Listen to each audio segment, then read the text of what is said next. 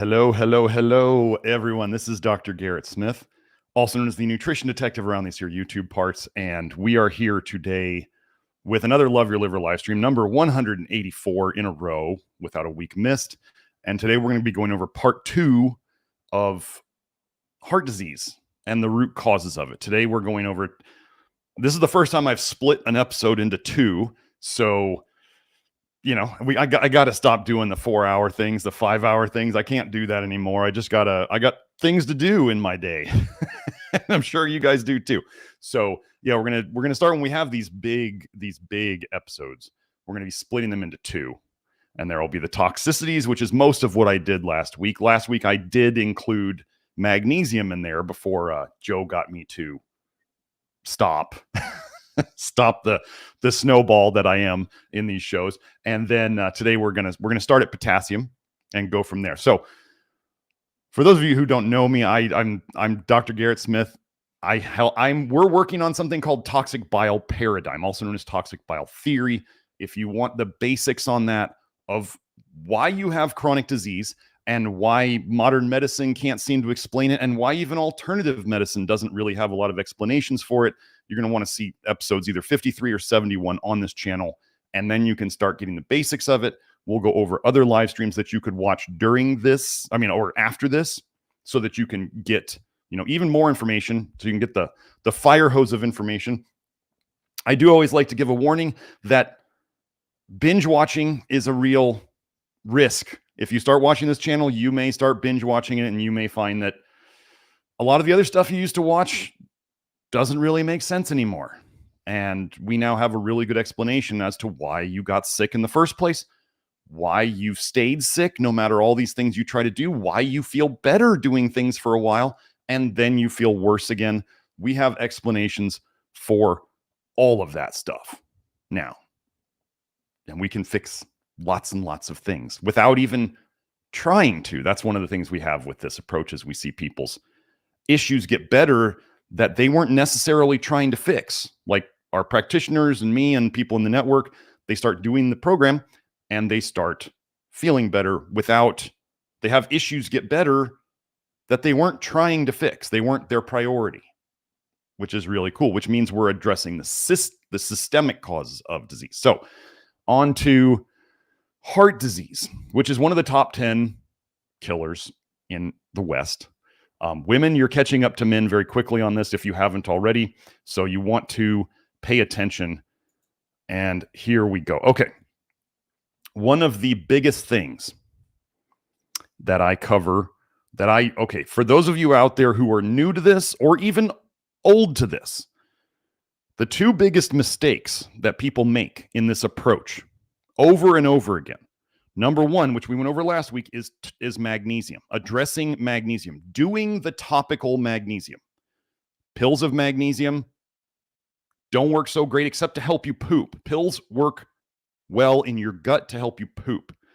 Topical magnesium, I have a whole episode on topical magnesium approaches. That is, in my opinion, 10 times more effective at raising your systemic magnesium levels than pills. So just think of it. Pills to help you poop, topical to help raise your levels. That's one. Now, the next one, the quickest way that people can often feel better energy-wise, anxiety-wise, depression-wise, is potassium. Getting your potassium correct. Now, what I mean by that is foods are the best. Maybe I'll do a potassium episode next time. I think I've had people asking for that for a long time. So maybe we'll just do a potassium episode next time. And I'll kind of do it like my topical magnesium, where I go over the top 10 diseases in the West and how they can all correlate to potassium deficiency. And then we'll go over how you can best do that. So potassium I want you to think of it this way. Potassium is necessary. Like, we need it, right?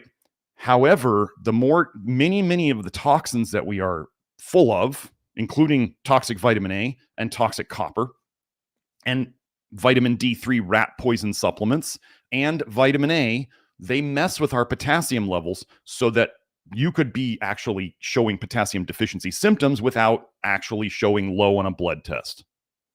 Okay. So you can absolutely have potassium deficiency symptoms.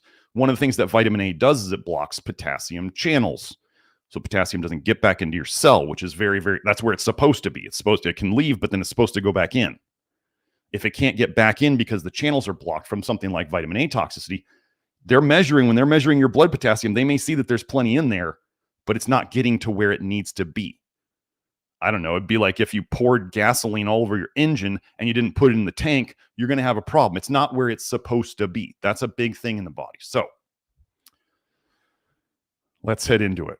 Potassium is an electrolyte. Your heart is a biochemical, electrical type of, whether you want to say it's a pump or not, it's run on electricity, basically. Okay. Not electricity like the wires in your house, but electrolytes conducting electricity. And that's really important. So I wanted to go over potassium here. So here we have the role of dietary salt and potassium intake in cardiovascular health and disease, a review of the evidence. There is a relationship between sodium and potassium in your body. Most people, remember, what is the one supplement that people are taking daily? Almost everybody. Well, that would be table salt. Salt. That is the one mineral. When you think about it, the salt shaker in your kitchen is basically a supplement, right? It's not in the food. Companies have already supplemented your food with salt. You're adding more salt. Now, I'm not anti-salt by any means. I absolutely think people need to add some salt to their food. But you need to remember, like I've seen on Twitter lately, people are talking about 10 grams or more of salt a day. That's a lot. So then if you're really pushing the salt and potassium have a relationship like this paper suggests, and most people know, you're probably not getting enough potassium. Most people's potassium intake is terrible, which is why I say that one of the biggest ways you can feel better is to get more potassium, whether that's foods, whether that's supplements. I don't have time to go into that today. It can be both. I do both. So here we go. Now, sodium can be a part of blood pressure. Absolutely. Too much salt for some people can raise their blood pressure. It's not everybody, though. But a lot of people are eating way more salt than they need to relative to their potassium, is what I'm saying. So here we go. Evidence from these studies demonstrates that high salt intake not only increases blood pressure, but also plays a role in endothelial dysfunction. That's the blood vessels, the inside of them. Cardiovascular structure and function. Albuminuria, that's albumin in the urine. And kidney disease progression. And cardiovascular morbidity and mortality, that's death and dysfunction in the general population.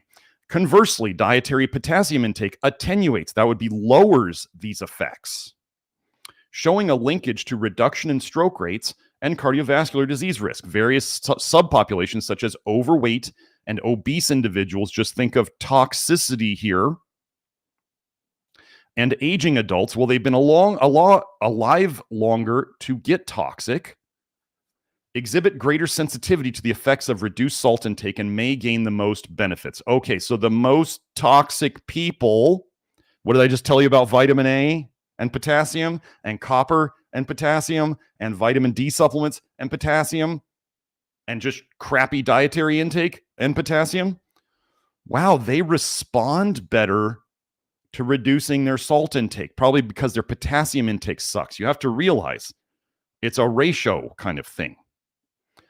A diet that includes modest salt restriction while increasing potassium intake serves as a strategy to prevent or control hypertension and decrease cardiovascular morbidity and mortality.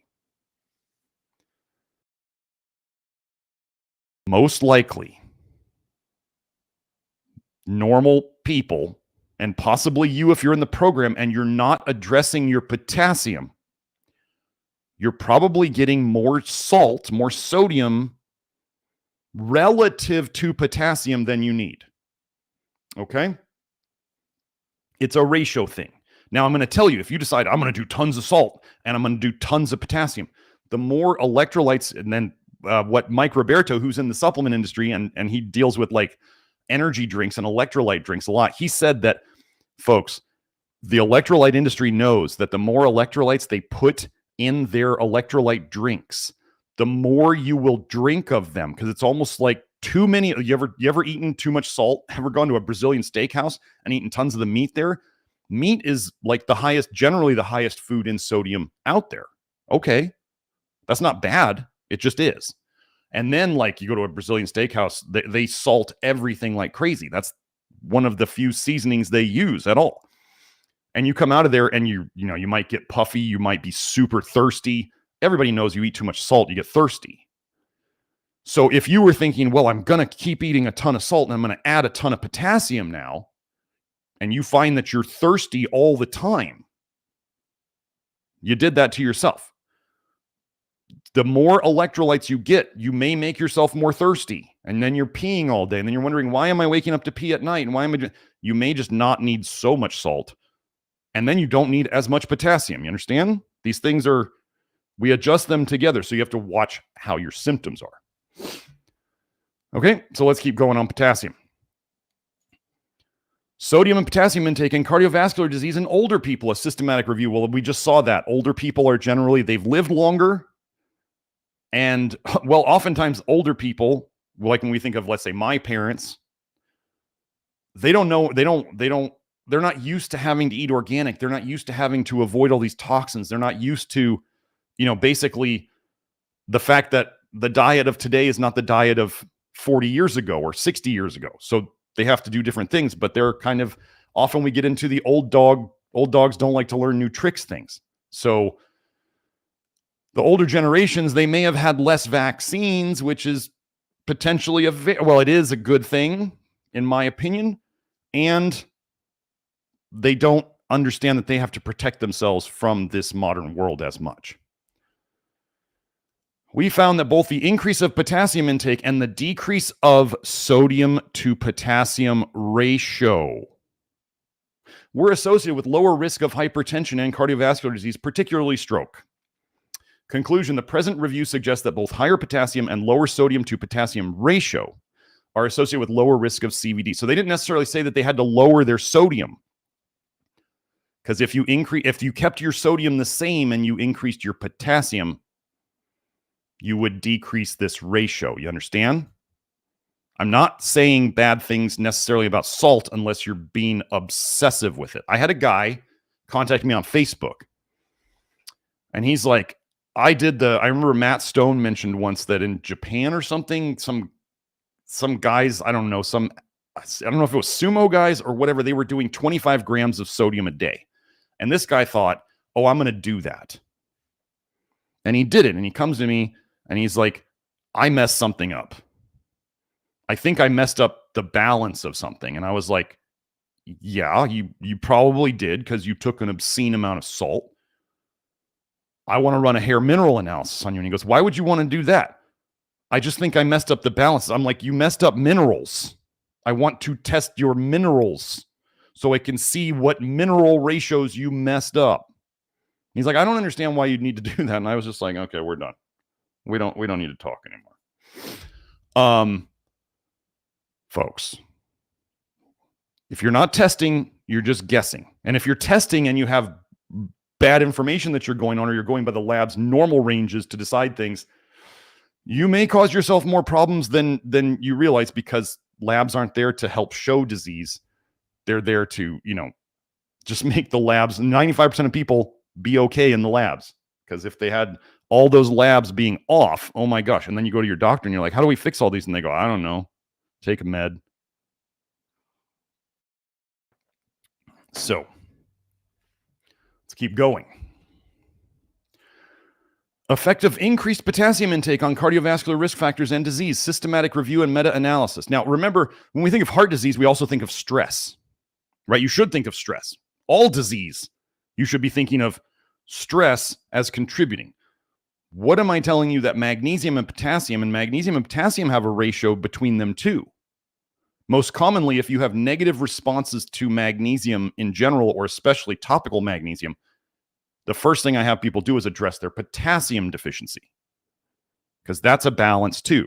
So you're trying to, figure out your best amounts of topical magnesium, salt, and potassium intake.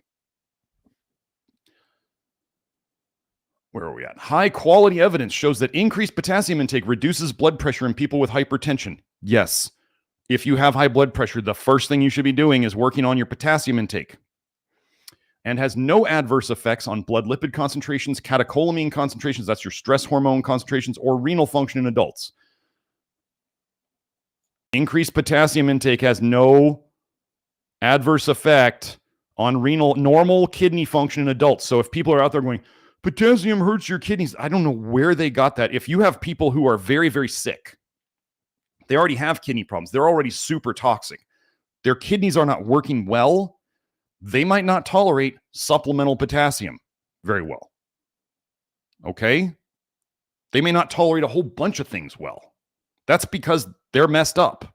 That'd be like saying, my car doesn't handle gasoline well because my car engine is all gunked up and trashed. Well, yeah, it doesn't handle gasoline well. It doesn't drive well because it's the engine that's not working. It's not the gasoline's fault. Okay? That's like saying gasoline causes car accidents. Like, you can't. It does, because if you don't have gasoline, you're not driving. Higher potassium intake was associated with a 24% lower risk of stroke. Potassium is very, very important. It's just one of the most, I want to tell you guys this, it is one of the most disappointing things when I'm working with a client. And they come back to me and they're like, yeah, my mood's still not good, or my energy still sucks, or da, da, da. And I go, what are you doing on potassium? And they're like, well, I eat like a banana a day. That's 400 to 500 milligrams of potassium. Okay, it is one of the highest foods in potassium. Now, the Institute of Medicine suggests 4,700 milligrams of potassium a day, almost 5 grams. Most people are not even getting 2,000 on a normal diet, okay? Not even getting 2,000. Then they're getting 2,500, 3,000, 3,500 of sodium. So they're getting more sodium than potassium. What I'm going to tell you that you want to do, however you choose to get there, this is what I generally want, a minimum of equal milligrams of potassium and sodium in a day. At least equal. At least. Even better would be twice as much potassium as sodium. I saw somebody on Twitter the other day saying 4 times as much potassium as sodium. And I was like, that's going to be pretty hard to get to. That's kind of getting obnoxious. But this person was saying it is one of the best things that he's seen to improve how people feel. And I was going, I do see that with potassium. Potassium is critical, folks. So, potassium and health. One more thing. Low potassium to sodium intake ratios are more strongly related to cardiovascular disease risk than either nutrient alone. The ratio, not enough potassium to too much sodium, was more strongly related to cardiovascular disease risk than either nutrient alone. So what I'm saying is all that obsessing over sodium in the past may have been misguided. It was simply that they weren't getting enough potassium relative to their sodium. You see? Okay. Get your potassium. And yes, I think I'll do the potassium show next, so we'll get there. Okay. On to the next one. One of my favorite minerals, zinc. Zinc and cardiovascular disease. Zinc is a vital element in maintaining this normal structure and physiology of cells. The fact that it has an important role in states of cardiovascular diseases has been studied and described by several research groups. It appears to have protective effects in coronary artery disease and cardiomyopathy. Intracellular zinc plays a critical role in the redox signaling pathway, whereby certain triggers such as ischemia and infarction lead to release of zinc from proteins and cause myocardial damage. So this is where when you see studies where they say there's too much zinc out in the cytosol or wherever they're saying there's too much zinc in places, it's because there has been tissue damage. The tissue damage already happened. It was like Will Neville, if he's here, I don't know if Will's here, but he was saying the other day that he said, visceral fat, the fat between your organs, does not cause disease. It is a symptom of disease. And I totally agree with him, because how would the visceral fat get there anyway if there wasn't a disease state going on? And then they'll say, oh, the more visceral fat you have, the more diseases you tend to have. No, it's that the visceral fat is the basics. It's the foundation of what is causing the disease. Okay? Still, can you take too much zinc? Yes, you can take too much zinc. I've never said anything different. There's people on Twitter saying 150 milligrams of zinc a day is what men should take every day. They're insane. I have recently learned about molybdenum overdose in terms of I've gotten more details about it. And the reason I'm saying this is because there was another trend. Everything on Twitter is like overdose city. People are talking about molybdenum like mega dosing. And I'm like, oh no, this is going to be really bad. I have come across it personally from people who have taken too much molybdenum. People just don't realize that if you're going to have a potent medicine, it's potent. You can overdo it. You can overpower the body's normal pathways. So, don't megadose crap. Okay? Okay. In such states, replenishing. So I want you to see this. Wait. So again, I want you to pay real attention here. Whereby certain triggers such as ischemia, that's lack of oxygen and blood flow, and infarction, that's a blockage like a heart attack or a stroke, lead to release of zinc from proteins and cause myocardial damage. This is where they kind of say, ooh, zinc is bad. It's causing problems. Then the next sentence, in such states, replenishing with zinc, so they're adding more zinc, has been shown to improve cardiac function and prevent further damage. I'm sorry, how does the release of zinc causing problems, then you add more zinc to the system, fixes it? Was the zinc probably the problem? No. If you remember, what we went over last week was how copper causes all sorts of heart disease. What does zinc antagonize? Copper. You just have to see, this is just where it gets so wild. And what they're saying is what they've observed. They're saying they see more zinc in certain situations. And then they think that the zinc causes the problem, but then they give more zinc and it fixes the problem. But still, you can overdo zinc. Next one, zinc as a biomarker of cardiovascular health. The importance of zinc for cardiovascular health continuously gains recognition. As shown earlier, compromised zinc homeostasis and prolonged inflammation are common features in various cardiovascular diseases. Similarly, zinc biochemistry alters several vascular processes that's blood vessel related, and zinc status is an important feature of cardiovascular health. Zinc deficiency contributes to the development of cardiovascular diseases. Thus, zinc manipulations, including zinc supplementation, are beneficial for preventing and treating numerous cardiovascular disorders. So remember, folks, if we start seeing that you can show that a zinc deficiency is related to a certain disease, and you can show that supplementation reduces that disease, you can be pretty sure that they're connected. You don't need an exact double-blind, placebo-controlled, randomized crossover study to show that these people were diagnosed deficient and then they were supplemented with this and then they got better. You can take two studies and go, deficiency is bad and fixing the deficiency with potentially supplementation or diet is good. And then you don't have to wait for science to try to help you with your nutrition because there's no money in it for them to help you with your nutrition. Multifunctional role of zinc in human health. Do we have something in here? Let me see. There we go. Several studies have shown that adequate zinc intake can reduce the risk of cardiovascular diseases such as atherosclerosis and coronary heart disease.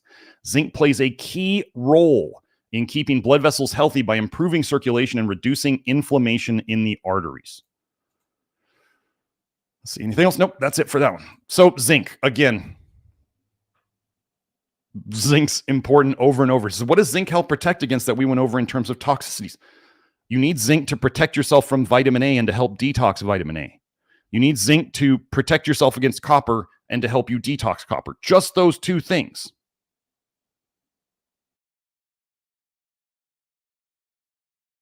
Those are pretty important all by themselves. So let's get into the selenium. Selenium is another one of our favorites. And again, I'm going to remind you, can selenium be overdone? Yes. Can molybdenum be overdone? Yes. Can zinc be overdone? Yes. If you're not testing, you better be more on the careful side than on the mega dosing side. The impact of selenium deficiency on cardiovascular function. Since then, selenium deficiency has been associated with multiple cardiovascular diseases, including myocardial infarction, which is heart attack, heart failure, coronary heart disease, and atherosclerosis. Selenium, through its incorporation into selenoproteins, is vital to maintain optimal cardiovascular health, as selenoproteins are involved in numerous crucial processes, including oxidative stress, redox regulation, thyroid hormone metabolism, and calcium flux. That's the flow of calcium in and out of cells and areas of the body. And inadequate selenium may disrupt these processes. Let's see if there was anything else on this. Nope. Okay.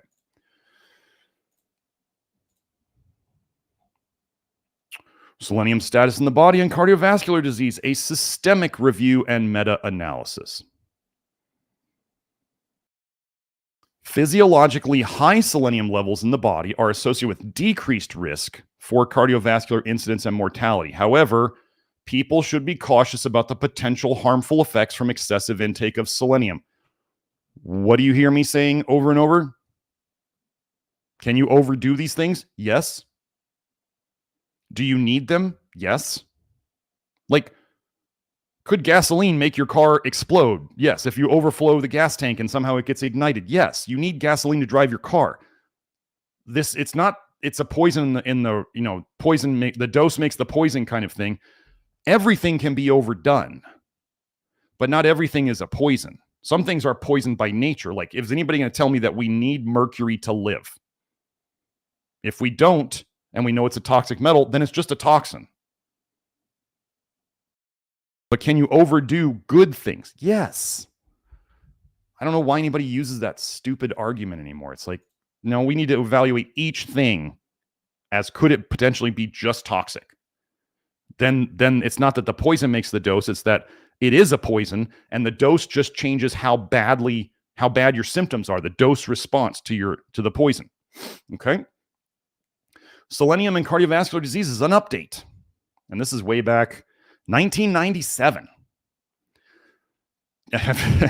People probably don't hear much about selenium and heart disease, even though 30 years ago, here we go, dietary deficiency of selenium has been incriminated in the etiology, the cause of cardiovascular diseases. Thus, cardiomyopathy, this is a disease of the heart muscle associated with low selenium intake, has been described in areas of exceptionally low selenium intake and in patients receiving total parenteral nutrition. This is either feeding tubes or IV feeding. So it's some kind of feeding that is not going in you're not eating it yourself.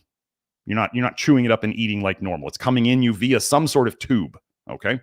Epidemiological studies have provided some evidence for the role of selenium deficiency in the etiology, the cause of atherosclerotic disease. An inverse association between the incidence of ischemic heart disease and selenium intake has been described in population comparisons. Okay, hold on one sec. Okay.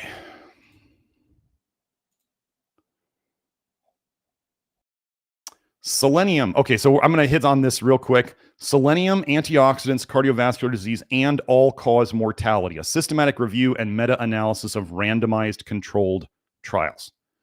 Okay, we talk a lot about how the detox system is oxidative in general. Your body also makes glutathione, which is an antioxidant.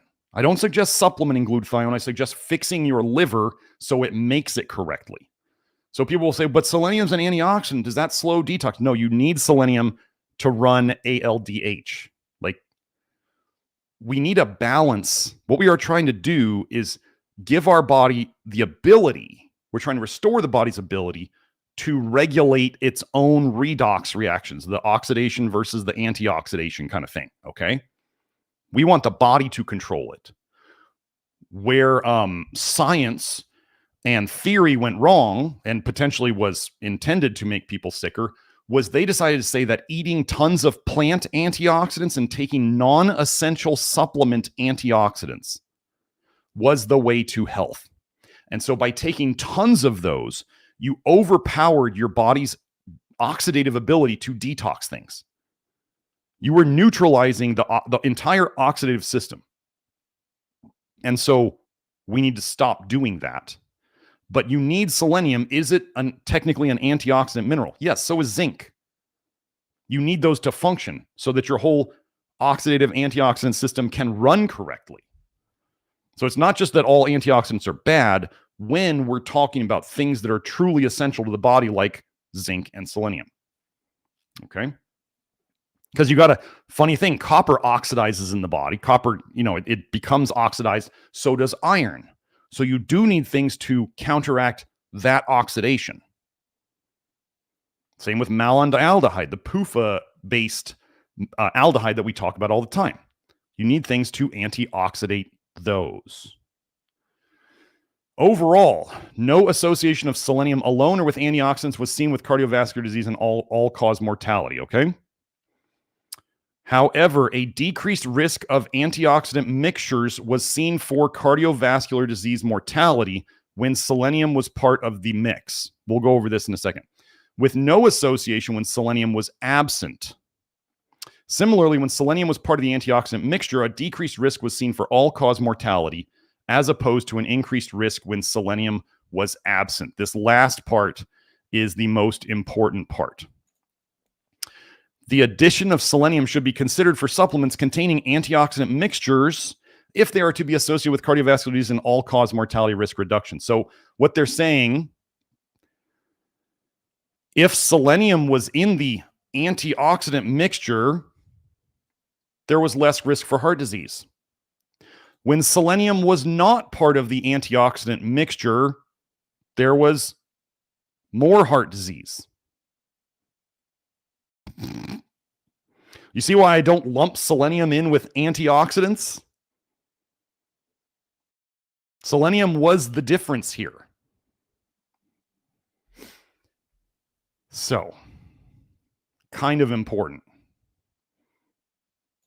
Oh, I know Kelsey was in the chat for a bit. Kelsey's favorite nutrient, nicotinic acid, niacin. So we're going to head on that now. The niacin rebirth. Hold on one sec. Let me blow my nose.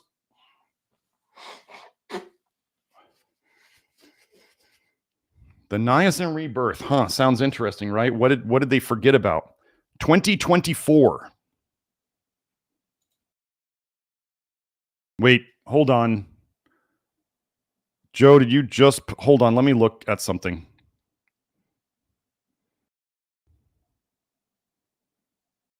Yeah, I read... If you're talking about the selenium study, Joe, I read the... Well, I'll read it. Maybe I missed it. Okay, here it is. Joe thought I missed the conclusion. I'm just going to read it again. The addition of selenium should be considered for supplements containing antioxidant mixtures if they are to be associated with cardiovascular disease and all-cause mortality risk reduction. Notice what they didn't say. They didn't say not including selenium increased risk. So what they're saying is the antioxidant mixture without selenium increased heart disease risk. That means it's bad for you. So now back to niacin. Okay. The niacin rebirth, revisiting the potential of nicotinic acid. Again, it's not nicotinamide. It's not niacinamide. It's not anything that, it's not NMN, nicotinamide. It's not anything other than nicotinic acid.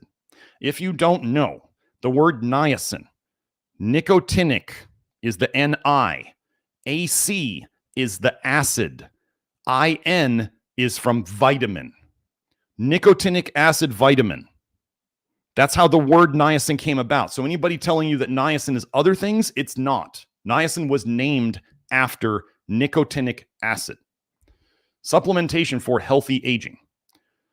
Pay attention here. The aging of the global population, the associated increase in chronic disease burden requires a paradigm shift in how we care for older adults. One that could benefit from exploring a return to nicotinic acid or NA therapy for dyslipidemia management and niacin supplementation to support healthy aging.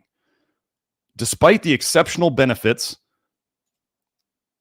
nicotinic acid demonstrated in the Coronary Drug Project for improving dyslipidemia, that's high cholesterol or high triglycerides, the high fat things in your blood, reducing cardiovascular disease, and enhancing longevity.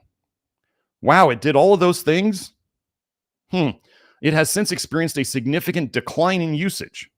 Part of that's because people are just babies about the flush. Okay, folks, the flush is not going to kill you. It's just uncomfortable for a little bit. That is actually a detox. That is an accelerated detox reaction happening in your system. So if you want to avoid an accelerated detox reaction happening in your system that's just a little uncomfortable for a bit, I mean, I can't help you with that. That's a choice you're going to make. Several factors have contributed to this decline, including poor dosing and side effect management by providers, poor outcomes of subsequent trials that combined nicotinic acid with statin drugs that in retrospect have been attributed to poor study design. So not only did they combine something good with something terrible, and then they had a poor study design and a faulty meta-analysis that concluded nicotinic acid did not significantly reduce cardiovascular disease. Gosh, why would they want to tell you that something as useful as nicotinic acid didn't help? So you don't use it because they don't have a patent on it? Because they can't make much, if any, money on it? In addition, recent research reveals statins increase the risk of dementia in older persons. We all know this, and providers are urged to look for alternative ways to manage dyslipidemia. One alternative is nicotinic acid. This review explains the factors that led to the decline in nicotinic acid use, provides an overview of the lipid and non-lipid effects of niacin as nicotinic acid or nicotinamide. Don't use it. Don't use nicotinamide. For treating dyslipidemia and other age-related diseases, describes clinical protocols that promote efficacy, that means it works, and patient compliance, and identifies other factors that contribute to a revival of niacin usage or a niacin rebirth. Folks, another thing you're going to find in the research was when they did the time release, the sustained release, the time release niacin, which was a pharmaceutical product. Research actually showed that the side effects that they got from that, the negative problems they got from that, were caused by the sustained release, the time release, the stuff that made it come out slow so that people didn't flush. So we have all sorts of crap in the niacin research. The binders, the time release stuff. We have combining it with statins. We have probably shady, corrupt researchers trying to make it look bad because the pharma cartel paid them to do that. Poor dosing and side effect management by providers. Why do you think we have like a multi-article section in the Love Your Liver program about how to dose it and how to manage the side effects? The side effects being flushing. That's the side effect. So, but then we see lots of benefits. We're coming out with the zinc niacinate salve. We're working on the label for that. Kelsey and I are working on the label for that right now. We're going to be coming out with more niacin products in the round of supplements after this one. Niacin is huge. So let's keep going.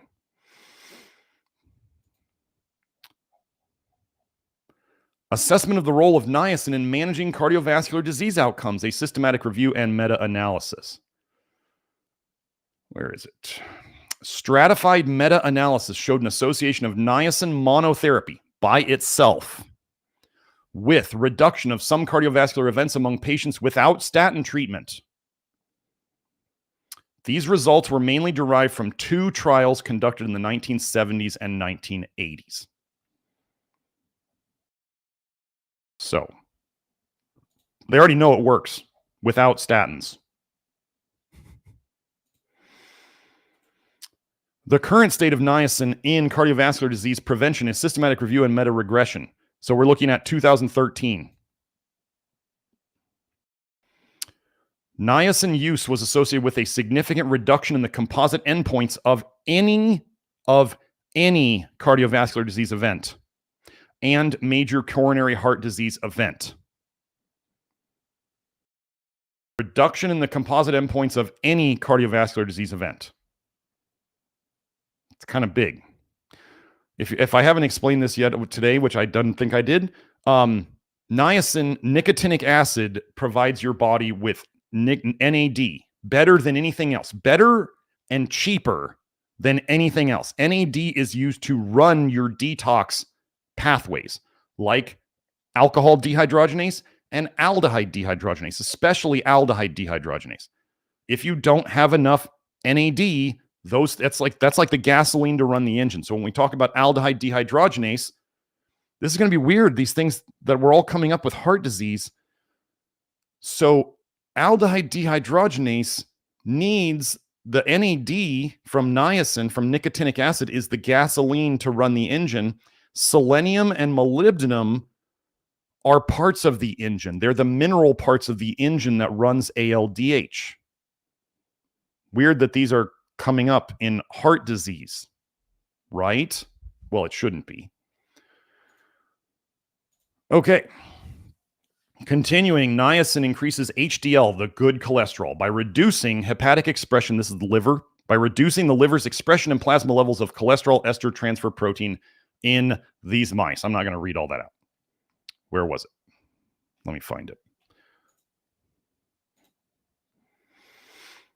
So, niacin so I'm saying, for those of you who wanted to reduce your cholesterol with niacin, if that was your goal, I'm not saying that your high cholesterol and your high triglycerides are markers of toxicity. Okay. Fixing the root cause of that involves fixing the toxicity. That was like the whole first show. Okay. The doses of nicotinic acid, niacin, in a day for specifically reducing cholesterol. I'm not saying that this is everybody's dose. I'm saying this is what they typically used, was 1,500 milligrams a day, which is like a little over half a teaspoon of the powder. Okay. But listen to what they say here. Niacin at doses of 2 to 4 grams a day is unsurpassed in raising HDL cholesterol. We show that niacin in a clinically relevant range, if we take into account the 5 to 10 times faster metabolism of mice, significantly improves the plasma lipid levels in these mice. And as an example, it reduces triglycerides and VLDLC and increases HDLC. So those who are into cholesterol and those markers, I mean, I've shown before, triglycerides, high triglycerides are just vitamin A toxicity. What does vitamin A turn into? Well, it's an alcohol and an aldehyde. Okay, what do you need to process alcohols and aldehydes in the body? You need alcohol dehydrogenase, you need aldehyde dehydrogenase. What is the gasoline that runs those enzymes? NAD, which comes from nicotinic acid. Processing aldehydes and alcohols, you need this. If high triglycerides are a vitamin A toxicity problem, like I say, then fixing the vitamin A toxicity problem via niacin, nicotinic acid, will help reduce those problems. Okay? I don't obsess about cholesterol. I don't even measure cholesterol. I don't care, because we're going to fix it anyway. People who are into that, I mean, if you don't know, soluble fiber will reduce cholesterol. What does soluble fiber do? It helps reduce toxicity. Activated charcoal reduces cholesterol. What does activated charcoal do? It binds to toxic bile and carries it out in your poop. What does niacin do? It helps give you the gasoline to run ADH and ALDH. And if you improve ALDH, you tend to improve your bile production, so you can then detox better. So between getting rid of the aldehydes and by making more bile so you can get rid of it better, and then you bind it up with soluble fiber and activated charcoal, you start getting healthier. What a concept. I've been over this paper before. 15-year mortality in coronary drug project patients. Long-term benefit with niacin. Okay, so before I get into this, I'm going to tell you that any dose of nicotinic acid you take, like we make a 25 milligram pill. Is that better than nothing? Yes. So if you're one of those people who are like, I absolutely cannot stand the flush. Okay. If you absolutely won't do that, but if somebody said, well, I can take 25 milligrams a day and I don't flush, or I can take 50 milligrams a day and I don't flush, that is better than nothing. So if that's all you choose to handle, that's fine. It's still better than nothing, as you'll see here. Because what you're doing when you add the nicotinic acid to your day is you are increasing, you're giving your detox system that much gas. So it's going to run and it's going to detox what it can, which is more than if you didn't take it, right? So what happens in this 15-year study, okay? Niacin treatment showed modest benefit in decreasing definite non-fatal recurrent myocardial infarction, so less heart attacks, but did not decrease total mortality, so that's death, okay? A risk of death, with a mean follow-up of 15 years. 15 years later, so nearly 9 years after termination of the trial. So this is, they were 9 years, so they took niacin, the test group took niacin for about 6 years. And then there was a group that didn't get niacin. And then they looked at all of them 15 years later after they started. Okay, so 9 years later after they stopped the niacin. Mortality, that's risk of death from all causes in each of the drug groups except for niacin, was similar to that of the placebo group. Wait, all the drug groups, there was no benefit 9 years later, except for niacin. Mortality, risk of death in the niacin group was 11% lower than in the placebo group. 9 years later, 11% lower risk of death. Do you see why I'm saying any detox you can get out of niacin is going to benefit you? So if you refuse to flush, take a dose that doesn't make you flush. Flushing is not bad for you. This late benefit of niacin occurring after discontinuation of the drug may be a result of a translation into a mortality benefit over subsequent years of the early favorable effect of niacin in decreasing non-fatal reinfarction. That's a repeat heart attack, or as a result of the cholesterol lowering effect of niacin, or both. It's not the cholesterol lowering effect of niacin is the detox that it's doing. Okay, cholesterol is not necessarily, if you are toxic, you want cholesterol. This is where people will say that they'll claim that, oh, people with higher cholesterol did better than people with lower. Well, the lower people, if they're toxic and they're not making enough cholesterol to protect them, are in more danger. So if you are really toxic and you can make more cholesterol to protect yourself, because that's what cholesterol does, it binds to toxins. Vitamin A is in LDL cholesterol. So if you can't make enough cholesterol to protect yourself from the toxins, that's bad. If you have high cholesterol, it means you're toxic, but at least you're making enough cholesterol to bind to it. So that's better than if you didn't. That doesn't mean it's good. It means it's better. Let's keep going. Oh, yes. I thought we'd hit on lactoferrin, one of our favorite supplements. I take 2 pills a day. Don't start at 2 pills. If you get our lactoferrin, or if you get any lactoferrin, I would suggest you find our link to how to start it and how to progress up on it, because this is a potent medicine in terms of, like, it's not a pharmaceutical, but it's a potent protein. Many people here in the chat may be able to say, yeah, you take too much of this, it will kick your butt. But also they'll say at the right dose, it helps them a lot. You want the right dose for you. You're not trying to take the dose that I'm doing just because. You're not like, Dr. Smith must be onto the perfect dose. No, don't do that. Don't think of that. You're not the gasoline for one car is not the gasoline for another car. They both need gasoline, but they don't necessarily need the same type and they don't need the same amount. Think of a semi truck versus a little compact car. So again, oh, sorry, I didn't share it. There we go. Antioxidant potential of lactoferrin. And let me get my stuff set up again. Okay. And its protective effect on health, an overview. Okay, hold on one sec. Okay. Here we go. Lactoferrin plays a pivotal role in iron homeostasis. This is, remember when I say homeostasis, they're often talking about toxicity. Plays a pivotal role in iron homeostasis by chelating iron, modulating or regulating its cellular uptake, and reducing reactive oxygen species production, thereby mitigating oxidative stress-related tissue damage. They're saying it has an antioxidant effect, but that's because it's getting rid of the things that get oxidized. You understand? So, lactoferrin, and I went over this in the lactoferrin episode. I went over how lactoferrin in terms of, I did go over lactoferrin and heart disease a little bit in the lactoferrin specific episode. So if you want to see how lactoferrin relates to the top 10 diseases that kill people in the West, go watch the lactoferrin episode. I have research on every single one of those connecting it, except for, there's one that's not really, it's like accidents or something, like car accident. I don't know. There's one that doesn't really, doing nutritional treatment isn't really going to affect that. So continuing on, bovine, that's cow milk derived lactoferrin, exerts pro-angiogenic effects in this dependent manner in response to ischemia. Thus, bovine lactoferrin promotes vascular, that's blood vessel endothelial cell function via this pathway, thereby contributing to revascularization. So if you have, in response to ischemia, so lack of blood flow, lactoferrin helps to create new blood vessels to go around it or to continue getting blood and oxygen to that area. That would be good in heart disease, would it not? So, moving on.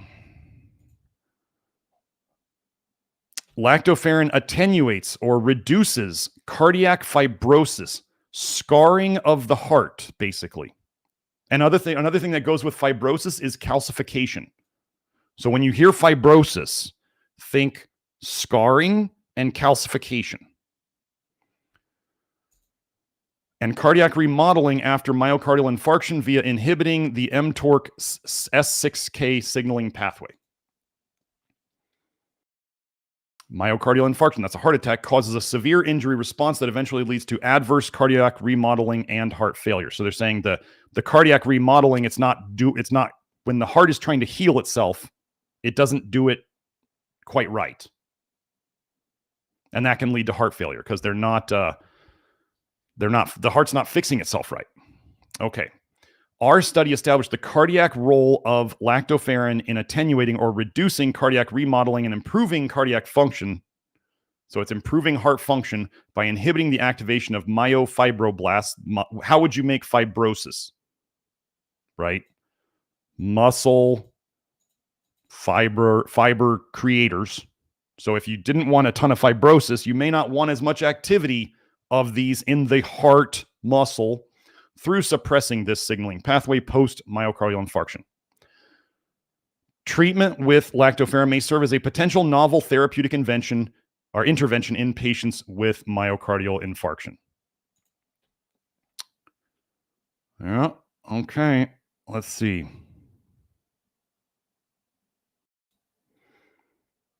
Oh, I'm not worried about that one. Okay, so I think that's basically it.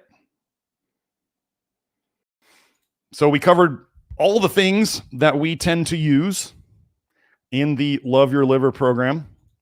You're welcome to go, if you want to join, we did adjust the membership rates on the Love Your Liver program. If you want the fire hose of information, that is the Love Your Liver program. Go there to get it. If you're willing to put in hours and hours and hours of watching my live streams, then you can do that too, and you can get most of the information there. So there's a lot to sift through, though. Anyway, so let me hold on. Let me find, where was I? No, let me get this off. Okay, there we go. Let me get back in there. So we're going to go to the questions now. The chat, the live chat. Let's go there. Okay, so Joe, you had put up some of my. Wait, there. So now we hit the super chats first. So if you want to get a question answered, I have 45 minutes for questions. At noon my time, we're gonna wrap it up. So, Kelsey, nice to see you in the chat again. Okay, so CEW says is silver hydrosol the same as colloidal silver? Thanks, Dr. G. I don't know. It's probably. I don't. This is where there is so much stuff in these industries where they're just trying to say this is different and this is better. And I just learned about another little part of the industry that was like one of the biggest names in this area of supplements actually has none of what they say is in the bottle, like zero, based on testing. So they say it's the best out there, and testing shows that there's nothing in it.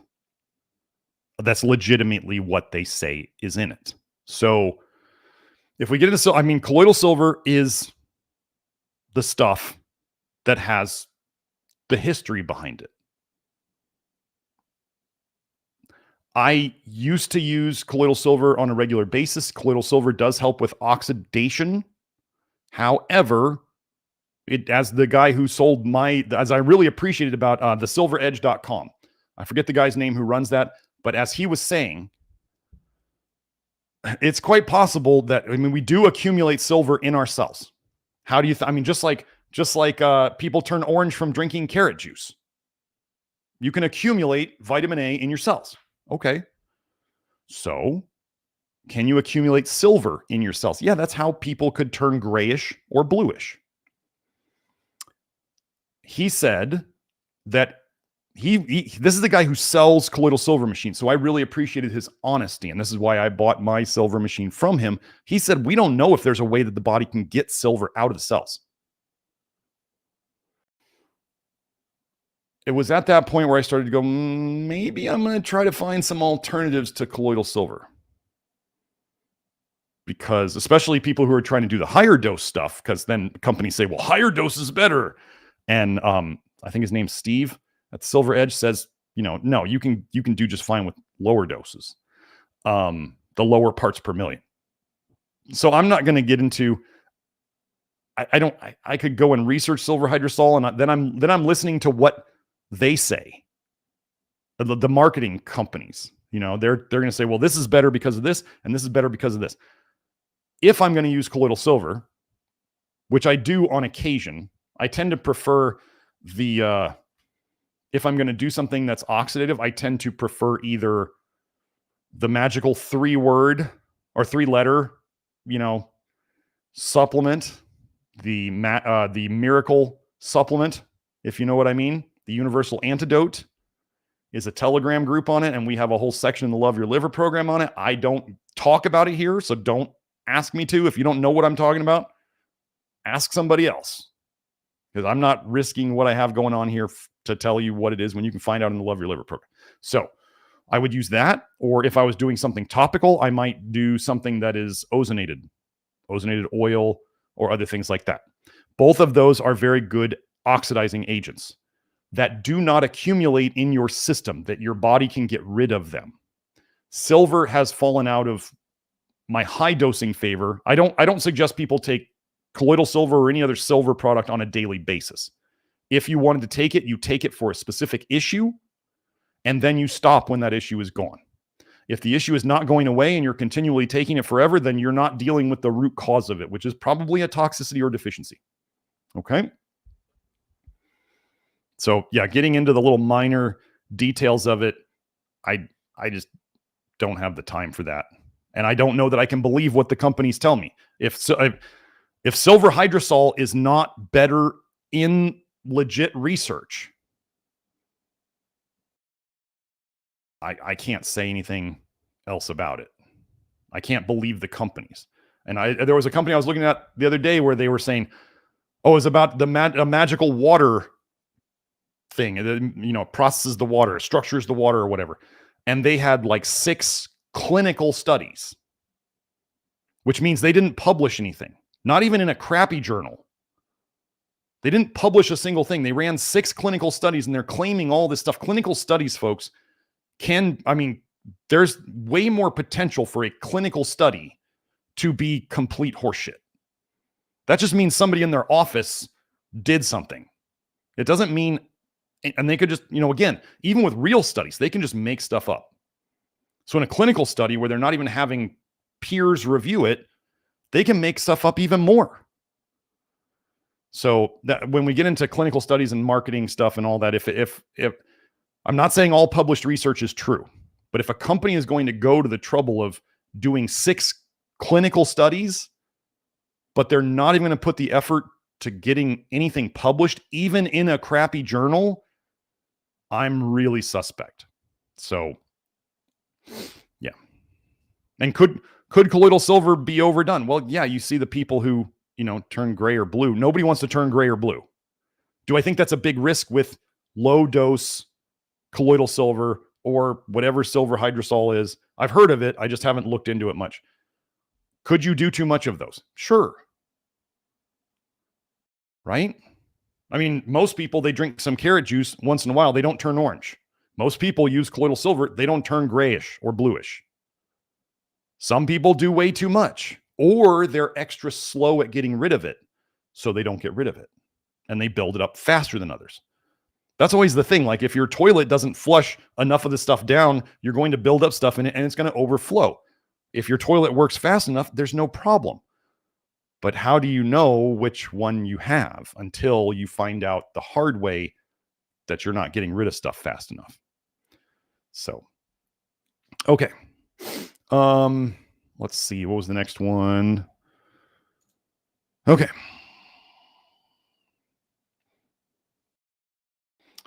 Gabriela Munoz, do I view familial hypercholesterolemia with HDL as high as 500 to 700 as a super toxic liver? Still, meds would be counterproductive. I'll just be honest, I hadn't heard of HDLs being in the 500 to 700 range before. Familial hypercholesterolemia may be, it could be a reaction by the body. Let's say somebody didn't have a certain, like RBP, retinol binding protein. Let's say somebody didn't make enough retinol binding protein. That was just something they don't do well. Okay. Are there things that the body might do? This is just a concept. I'm not saying I know this is true. If you couldn't make one protective molecule, one protective protein, right? When we think of lipoproteins, cholesterols are lipoproteins, like fat, lipo, protein. Okay. Well, retinol binding protein. Retinol is a fat soluble alcohol, right? So if RBP is binding to something fat soluble and it's a protein. So let's say you didn't make enough retinol binding protein or some other thing that binds to toxins like vitamin A. What could your body make more of as a compensatory mechanism to compensate? It could make theoretically more cholesterol as an idea, just as a theory thing. Your body will do the best it can with what it has. So it may not be that you meant LDL. Okay, good. I was like, wow, that high HDL. So we're talking about LDL. Okay. I saw my highest cholesterol was 280 at one point when I was doing paleo and eating tons of high vitamin A foods. Yeah, that's when my total cholesterol was the highest. My LDL was over 200. I know we're not talking about 500 to 700, but I would definitely, I would guarantee that there's some aspect of toxicity to this. Yes. So like I said, the really high triglycerides, like the guy who I saw with really, really high triglycerides that we could, he had to take meds to get it down back then. I know he was eating complete garbage. He was Hispanic, so he was probably eating tons of vitamin A in dairy, in nightshades, every which way, eggs, pork. Like he was just probably throwing it down. And he had an alcohol problem. What retinol is an alcohol, ethanol is an alcohol. So we had lots of toxicity coming in him, and he was just like, "How do we get the triglycerides down?" And I'm like, we had other things going on that I knew about this person. There was like, maybe you eat better, maybe you stop drinking so much, and I don't know. I never say this to him, but it was like, maybe stop cheating on your wife too. But anyway, that was a whole nother topic. That was none of my business. I just happened to find out about it. So him and his buddies had quite the wild times when they were up in the US versus when they were down in Mexico. So anyway, I would definitely say there's a toxicity aspect to it, and it may be a compensatory thing.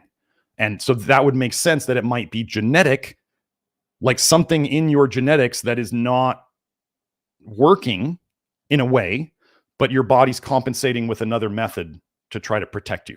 So it's better that it's doing it than not. But do I have an exact reason for it? No. We would just generally fix the toxicities and watch to see if it comes down on its own. I would definitely get on some niacin for that one. Yeah, some flesh niacin. Oh, so sorry. Thank you for the super chat, Gabriella. Thank you for the super chat, EW, if I didn't say that one. CEW, yes. Okay, do we have any more super chats? Okay, no. Oh, there it is. Fernando says, yo, Agent Smith, any book recommendations? Yes, I'm definitely an agent. Definitely. That's why I wear black, right? So I can, live up to my agent status. One guy was like, "You're against ivermectin and methylene blue. Who's paying you?" And I was like, well, definitely not the pharma cartel, because they make both of those things. It's always funny when people are like, "Who's paying you?" And I'm like, nobody would pay me. I'm going against the supplement industries and I'm going against the pharma industries. Like, who would pay me? Anyway, book recommendations. I do wish I put more time into reading books. I tend to just go and look up primary references on the internet, like I'm looking up studies. I don't, in terms of health books, like I don't read health books because I start reading a health book and it's very much like the person makes a statement and says, this does this. Like, how many people out there, how many of you listening to this got messed up because you read health books? Or you just watched YouTube crackpots?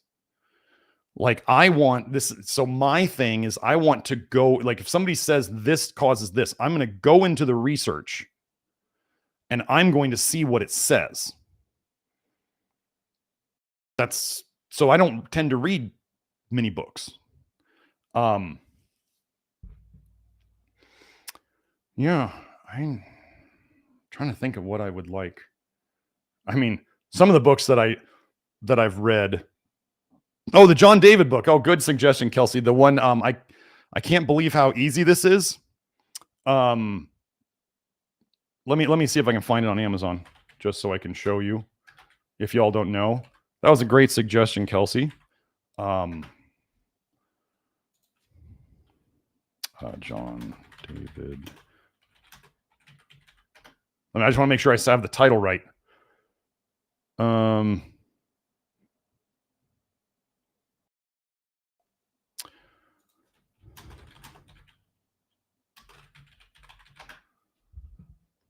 There it is. So let me share this, Joe.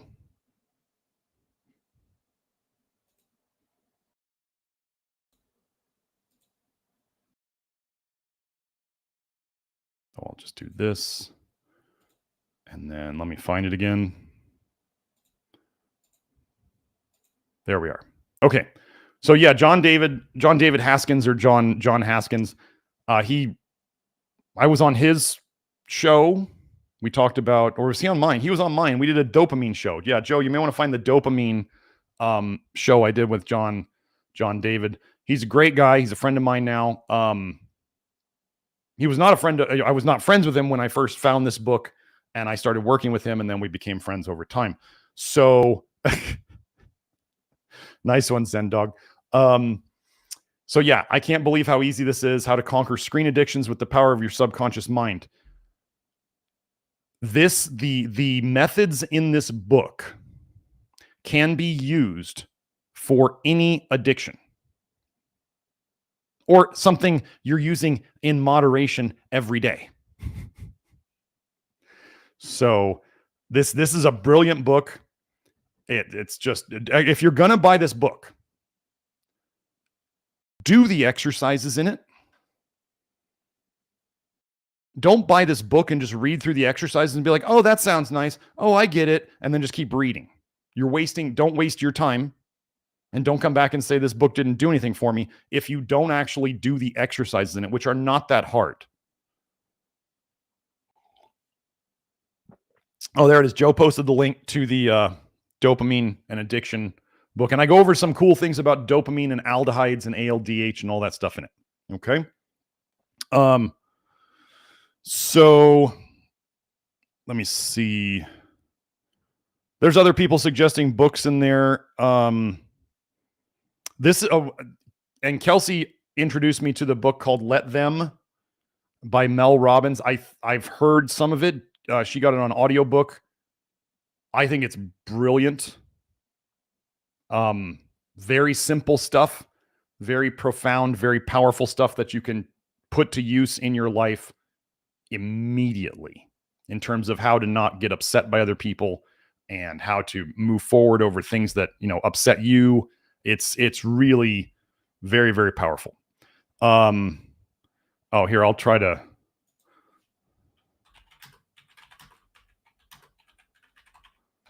Let me see if I can find it.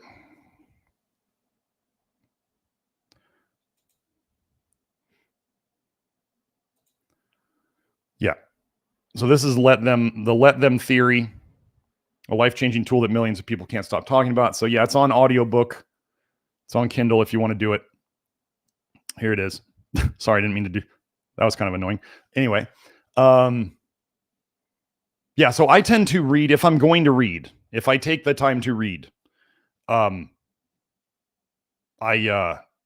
tend to read stuff like this, where I hear from other people that it's actually useful stuff that can be put to use immediately. Actually, Kelsey and I were we were doing some little relationship growth stuff, and the woman who we were doing it with suggested this book, and that's how Kelsey found out about it. She suggested it very highly.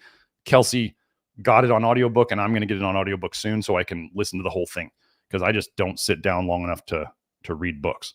So, let me get Joe the link here. Joe, that's the let them link, and then here's the John David link. Okay.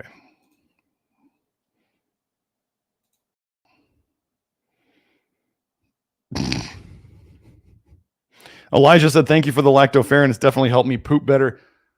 Lactoferrin is an amazing thing. Folks, if you're really toxic, you just need to start slow. Different people, I've had people, they jump up to 2 pills in a week, and I've had some people, they have to stay at like the dust on their finger for months. And they feel better taking the dust, but if they go above that, it's too much. We are trying to, the Goldilocks effect, we are trying to find the right dose for you, not the right dose for everybody. This is why protocols are complete garbage. You can't even have a protocol to fill up car gas tanks. Like if somebody says every car's gas tank needs 30 gallons. No, not every car's gas tank you can't fill it up with 30 gallons, or maybe it's overflowing, or maybe it's not even full yet. Like protocols, if you see people out there saying one dose for everybody, just think of this. Does a 100-pound woman need the same as a 200-pound man? That's immediately where you should go. These people are idiots. They don't know anything about dealing with a large population of people. Which is why when you're in the Love Your Liver program, and some of you folks may not like this, but this is just the way it is, where I say you have to, here's like the guidelines, here's the maximum you go up to. You may not need any yet. You may not tolerate any at the start because you're so toxic. And as you get better, you may tolerate more. Some people may tolerate high doses right off the bat. You have to figure it out for yourself. And some people are like, I don't like this. Just tell me how much to take. And I'm like, that's not how life works. This is why we help people get better that nobody else did, because we respect your individuality and we don't make you keep taking things that make you feel bad. Doc, it hurts when I do this. Well, then don't do that. Quite simply. Okay. Later, Nader says, does breath work increase oxidative detox pathways? Generally, if you're increasing the oxygen in the system, you're going to increase oxidation. That's what ozone does. That's what the 3-letter thing does. It increases oxygen in the system. So generally, yes. And if you watch, I have the breathing and aldehydes detox. Joe, you may want to find the aldehyde and the breathing stuff, the breath work kind of live stream, and post that, because that's where I went over all that type of stuff. Let's see. Okay, hold on one sec.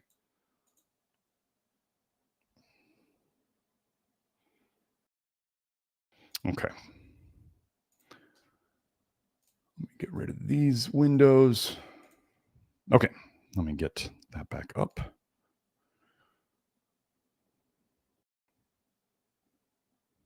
Oh yeah, Joe posted my Zendog was saying, you know, my book of aphorisms. I mean, okay, so if you want to read a book out there that I know of, I wrote a book with Matt Stone called Solving the Paleo Equation. Why did I write this book back then?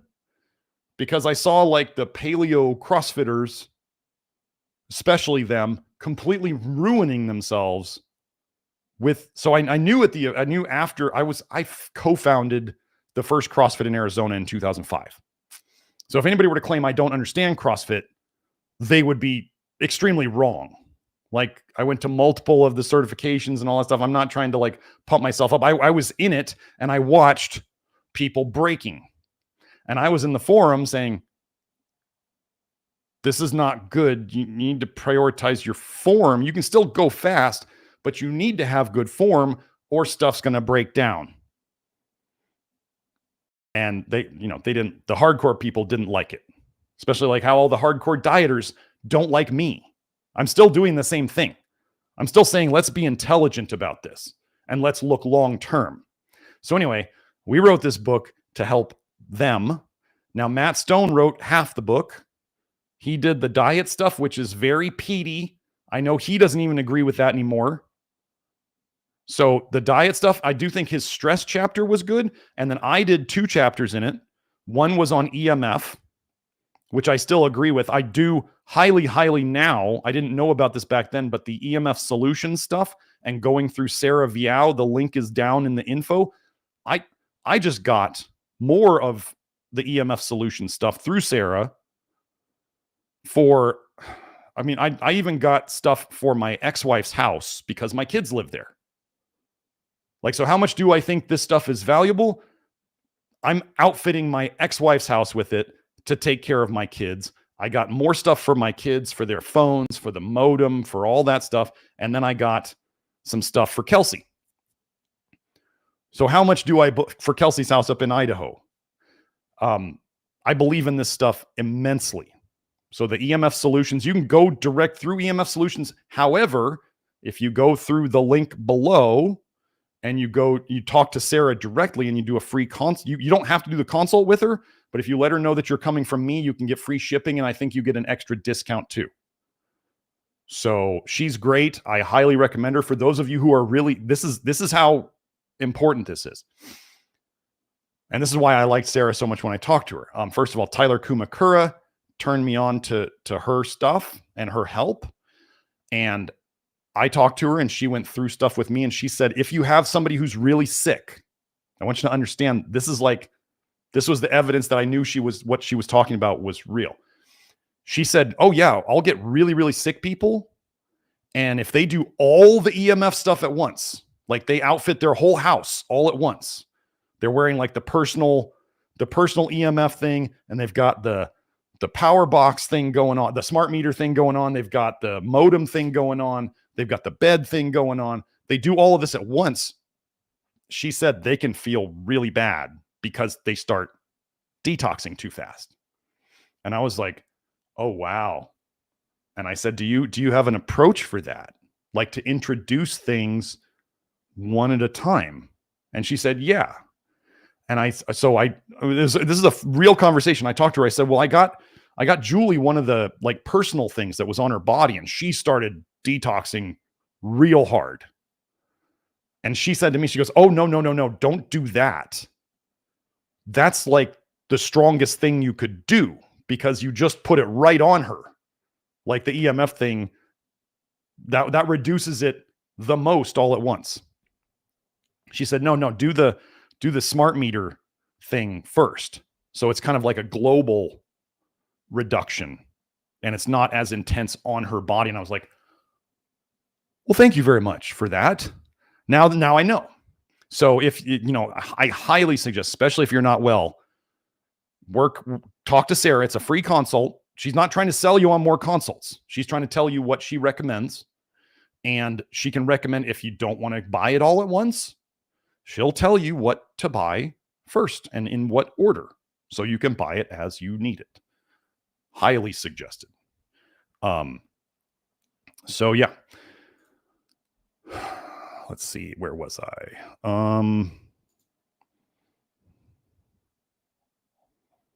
Well, I guess I'm starting at the top. Oh, Joe posted, that's our consultation, Joe. That's not the Sarah one. The Sarah one is down in the info box for the videos. If that was what you were looking for. Okay. So here's a good question. Okay, Casey Olton, if you're still here, I hope so. Question for me, my flush niacin is too strong. Should I break the capsule and mix it in some water or food? Okay, some of these questions, some of these things are addressed in the articles written by Kelsey in the Love Your Liver program. First, you should always take your flush niacin with food. If you take your flush niacin on an empty stomach, you will flush harder. So there's that. You can always lower your dose. If people are on like, I generally the more you flush, the harder you flush at a lower dose, the more toxic you are. This is not like a judgment. It makes sense. The detox in your skin that you feel, you have more toxins out in your skin and your subcutaneous fat. And so when the niacin hits them, a little bit of it starts that going. So let me review the things that you can do first, with flush niacin, you are not chasing the flush. You're not like insisting that you have a flush necessarily, but you're also not avoiding the flush. So this is the idea. Like some days you could take a certain dose, and you hardly flush at all, or you don't even flush. And then the next day you take it and you flush a lot. Okay. We don't chase the flush. We don't avoid the flush. We just take a dose of niacin, and what happens, happens. Okay. And just so you guys know, if you say, can I move up in dose? If you can tolerate the flush, then you can go up. Okay. Things that increase the flush. Taking niacin on an empty stomach. The more sugars that are in your diet on a regular basis, or if you take the niacin with sugar,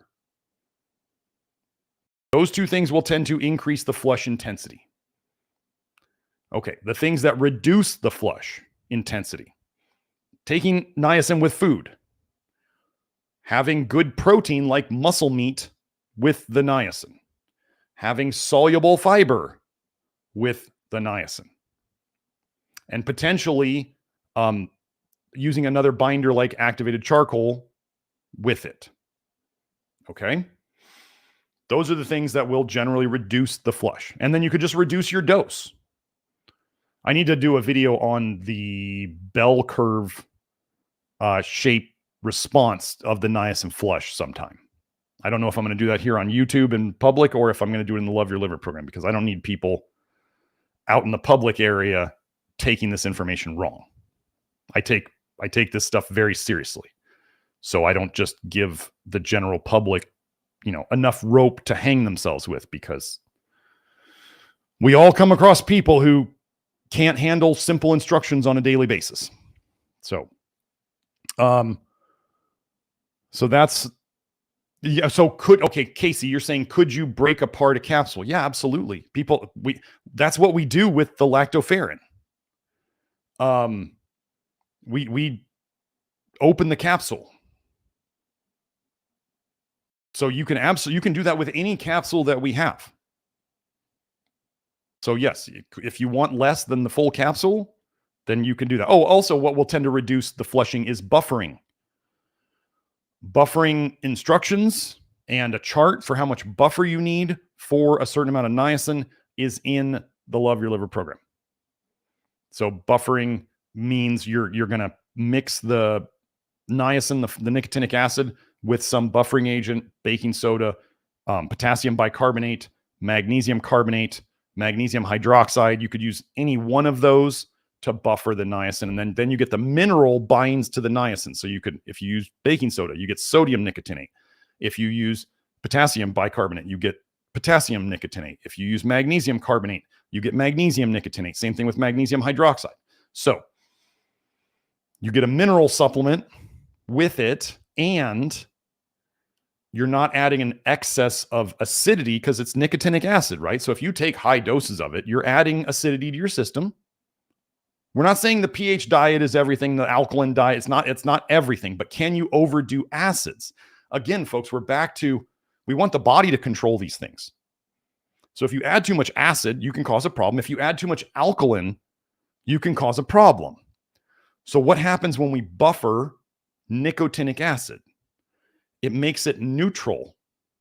It becomes, instead of acidic nicotinic acid or alkaline baking soda, let's say, you get sodium nicotinate, which has a pH of 7, which means it's not pushing your body too far in either direction. And it's reducing the flush. So that's what we do on that.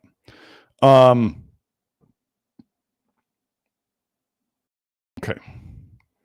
Yeah, as Kelsey was saying about flush niacin, if you skip days, your flush is going to be stronger. What I believe that is actually, you do the flush and it clears out some amount of toxicity from your skin and your subcutaneous fat. That's what you feel. That's the flush you feel. Niacin doing its work in your brain, you don't have temperature receptors and sensory receptors too much in your brain. So if it's working on your brain, you don't feel anything. Like when they say schizophrenics have a problem, particularly where, right? Okay.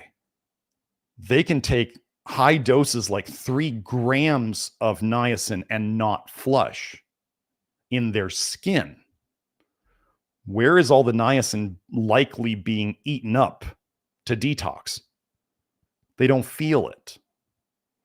Okay. So you do your niacin. If you're feeling the flush, it's detoxing out there. So the idea would be, let's say you do a flush daily. That's enough to start bringing down the level of toxicity in your skin and your subcutaneous fat. It has to be enough to bring it down. Well, then your flush would get a little less over time. It might stop at a certain level, but it would generally, if you flush multiple days in a row, people usually notice, okay, I feel less and less each day. You may get to a point where you stop decreasing, okay? If you don't increase your dose. What I believe happens overnight is that, your liver is making bile. Bile is leaking into your bloodstream. It's going out to your subcutaneous fat in your skin, and some of it's getting restored there. Because your liver would much rather put it out in your body fat and your skin than have it sitting, festering in your liver. So then the next day, let's say you skip a day, or you skip 2 days, or you skip a long time, and then you try the same dose again, the flush comes back really strong because you've refilled your skin and your subcutaneous fat. So if you do it daily, or what we really see is if people do multiple niacin doses in a day, the first flush is not very much, or the first flush is whatever it is. Second flush is less than that. Maybe doesn't even happen. And the third flush usually doesn't happen much at all. So if you want to take bigger doses of niacin without as much of a flush, split it into multiple doses in the day. That's just how it works. So don't miss days either, because or just know that, okay, I missed yesterday. Flush today is going to be pretty strong. Okay, so then let's see. Oh, Breathing Here on Earth said, hello, I've been on low vitamin A for a month, already feeling better. Well, awesome. That's what we're after. Let's see.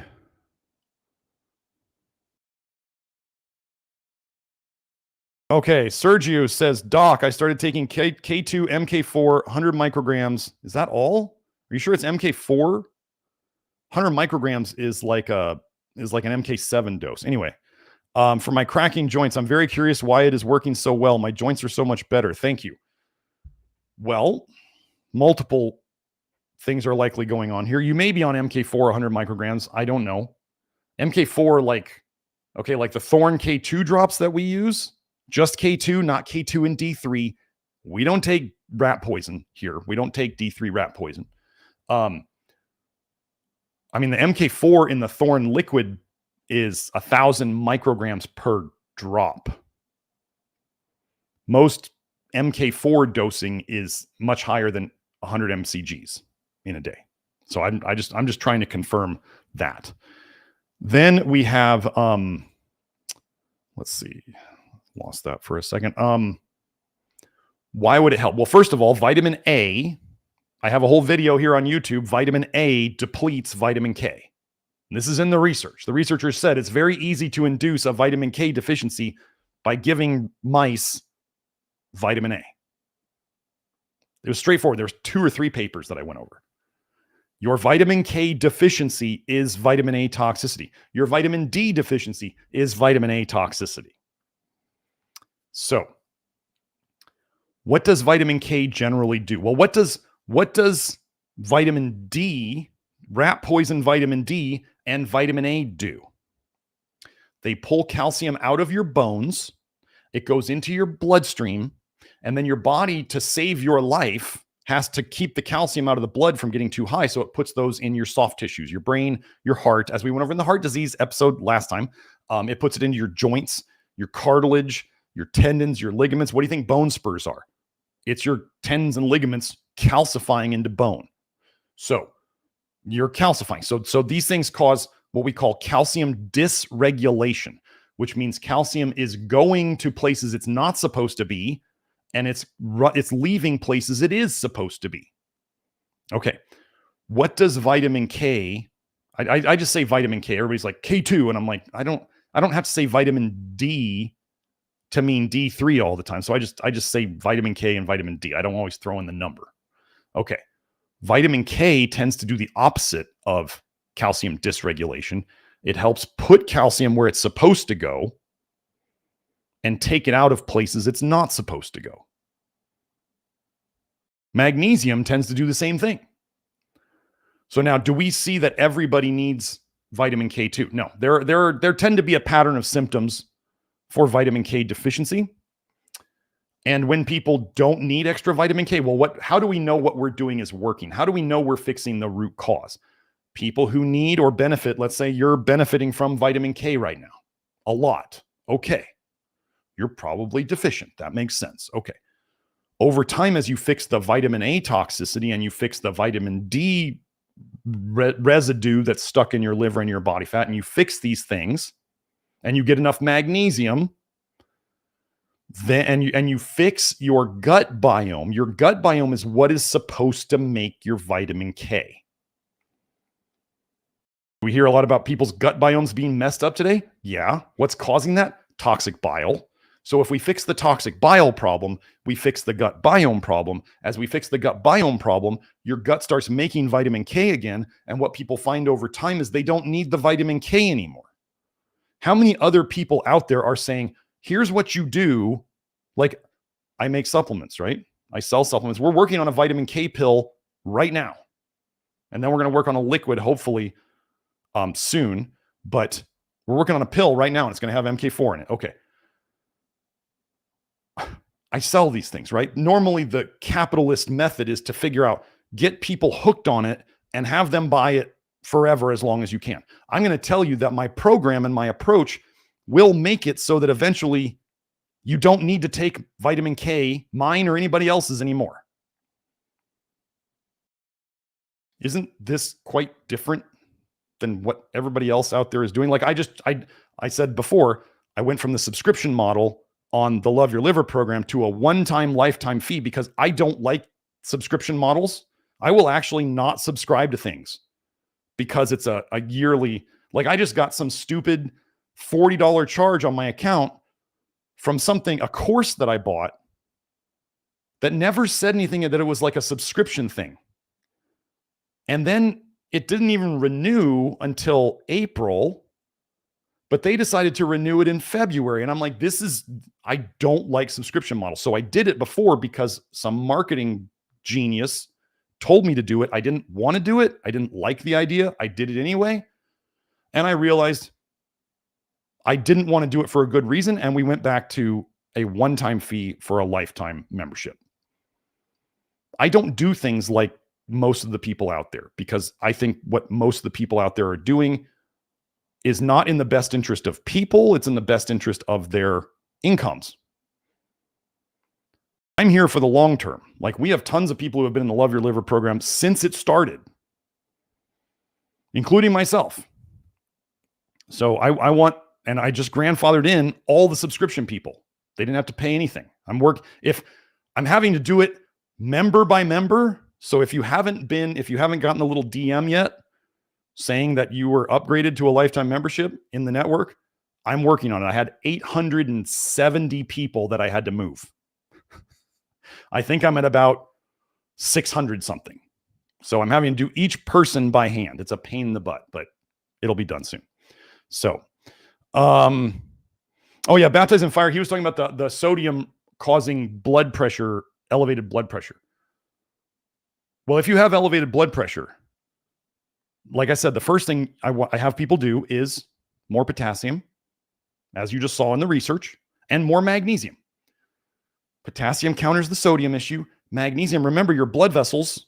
Well, not only when you think of atherosclerosis, when you think of blood vessel disease, as I told you in the last episode, when they do a CAC, coronary artery calcium,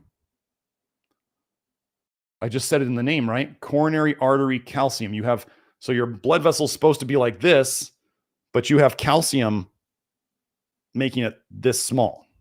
So now as things calcify, do they move as well as they should? Like if your joints start calcifying, do they move like they should? No.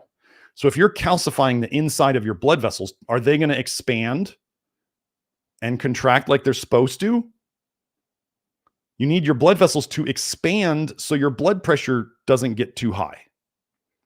Okay, what does magnesium do for blood pressure?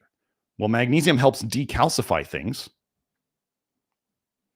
And you need magnesium to relax muscles. Your blood vessels are muscle tubes. They are smooth muscle tubes. So what does magnesium do for blood pressure? Well, it can help you relax and it helps decalcify. Potassium counteracts the sodium. What did we talk about as the two biggest things that I think people mess up on the program or they need to do better at? Magnesium, topical, and potassium. Those are the things that you can do that will help you the quickest. Think of it this way. All your toxicities are negatively affecting your magnesium and your potassium. The toxicities take time to fix. So in the meantime, you might need more topical magnesium and more potassium in the beginning than you will later when you're less toxic, because you remove those toxicities and we see your needs for nutrients go down. This is, again, why we always prioritize reducing the intox before you try to prioritize detox, because a toxin you don't take in doesn't have to be processed, it doesn't cause any damage, and it doesn't require nutrients to protect you from it. Okay. So, but oh yeah, the sodium affecting blood pressure. Yeah, it was apparently that research, what they found was 10% of the population had high blood pressure when they were doing this research. And then 10% of the high blood pressure people, their blood pressure actually responded to changes in their sodium intake. So 10% of 10% is 1%. So 1% of people had 1% of the total people out there had blood pressure that responded to changes in their sodium intakes. 1% of people. And then what did they do back then? They recommended everybody eat less salt. Did that work? No, because it only would affect 1% of people. How many people out there am I going to tell you are deficient in potassium and magnesium? Everybody who's not addressing it. So then we start to understand where the real problem is. The problem wasn't sodium so much. The problem was potassium deficiency and magnesium deficiency, which is then driven by the toxicities. Like I have the video on here. Vitamin A depletes magnesium. Vitamin A depletes vitamin K. We start seeing that vitamin A depletes folate. Vitamin A depletes B12. Like I have videos on all these. You should go check them out. Joe's like struggling to go find all these links right now, I bet. Okay. Oh, Beth was saying, would sodium cravings mean too much potassium? The biggest signs of, well, I mean, first of all, if you take too much potassium, the simplest signs to see if you are taking too much potassium would be, the quickest ones that I've seen would be a dry mouth or a hot mouth, like you feel thirsty all the time. This is a sign, this is a symptom of that. Now, this symptom can come from other things too. But if you know you're doing a lot of potassium and you are having like a hot or a dry mouth, or like you're thirsty all the time, especially after you take your high potassium stuff for the day, you might be on too much potassium. The other one is if you get any kind of heart rhythm irregularities that you don't normally have, unless all of a sudden you cranked up your potassium and all of a sudden your heart's getting a little funny. Potassium is an electrolyte. You can do too much. It is possible that if you were having a sodium craving, it could be that you just weren't getting enough. It could be that if you were, let's say, really loading up on potassium stuff, it could be too much potassium relative to sodium. Sure. Or if you were doing, like, let's say, too much potassium and magnesium, which both have a relationship to sodium, it could be both. So yeah, there is relationships between these things. So the whole idea of like, oh, could you be craving, like if somebody was drinking too much or taking too much sodium, they might want more water. Like these things do affect each other. Water follows salt. So it can be hard to get hydrated. The water follows salt. I mean, water follows minerals. So that's what that means. So if you don't get enough minerals, it can be hard to drag the water into your cells. So you don't get hydrated as well. Doesn't mean you have to take minerals with every bit of water you drink. Your body's just fine at mixing things itself. Okay. Oh yeah, Baptized in Fire said, remember to hit the like button. So on that note, I'll hit on that right now. Folks, if you want to help this channel, obviously share it. What YouTube loves is when you watch more time on the channel. That's what they're selling, right? They're selling videos. The likes and the comments, please do that. That's great. The likes and the comments and subscribing to the channel are amazing. But just realize what YouTube is really after is view time. So if you want to help the channel, if YouTube sees a lot of people are watching it for a long time, then it tells more people to go watch it. So that's how you can really help. We did just pass 10,000 subscribers, which is a really cool milestone. So thank you all for that. And we're actually growing faster than normal currently. So you guys are doing a great job of sharing it. I think we're going to hit some kind of, like the snowball effect, and it's just going to keep getting bigger. Okay, so let's see. Oh, Kelsey said, every study I've seen that shows no benefit or negatives for niacin are flawed, and never to use time release or extended. So you don't want, okay, this is another thing. Like you can get potassium pills. You want to know how crazy it is, the potassium thing and the niacin thing. So you don't want pharmaceutical nicotinic acid. You do not want the time release stuff. Well, they also sell potassium in time release stuff. They'll sell you with a prescription up to, okay, you can have one pill of potassium, one giant horse tablet that is 1,500 milligrams of potassium. You can buy these are prescription only. K-Dur. And they sell it in MEQs, so you're going to have to go convert the MEQs. They don't use milligrams. They sell it in MEQs, but you can Google and convert MEQs to milligrams. But yeah, they make, in the stores for you to buy as a supplement, you can only buy 99 milligrams. But prescription, you can get up to 1,500 milligrams in a pill full of all the other pharmaceutical crap, the time release stuff, the titanium dioxide, the binders, the fillers, the drying agents, the lubricants, all that stuff. They'll color it white. They'll put, like titanium dioxide on the outside to make it white, just so it looks pretty. They'll poison you with the potassium. Well, first of all, they're probably giving somebody a diuretic for their blood pressure. And then the diuretic depletes their potassium, which is the only reason they give them potassium, when they could have just started with potassium in the first place and maybe not put all the other bullshit in it. Imagine that. But be very careful if you decide to go out and start supplementing potassium after this episode without any guidance. Potassium supplements are very, very strong. In terms of their potential effects. When we talk about people don't understand that what we're doing here. The reason why I'm so, cautious with what I say is because if we're going to fix things, what we're using can be very strong. These are things the body needs. Can you also take too much? Yeah. So don't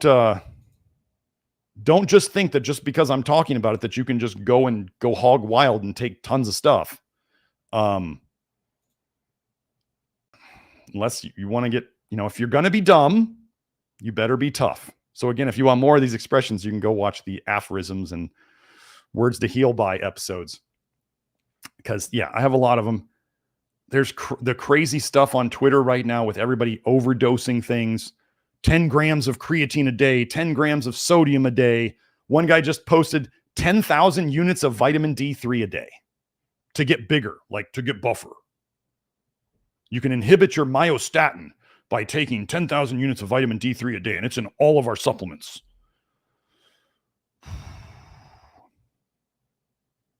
Yeah, that's going to end badly. Those people, have them find me when they're broken. So, yeah, let's go back on here. Maybe I'll get one more question. Oh, yeah, Kelsey's just reiterating what I said. No NMN, which is a nicotinamide. No nicotinamide riboside. That's another one of the fancy new ones. So no nicotinamide nucleotide, or yeah, nicotinamide. What is that? Nucleotide. No nicotinamide riboside. No taking NAD or NADH. You want your NAD and your NADH to be made inside of your cells.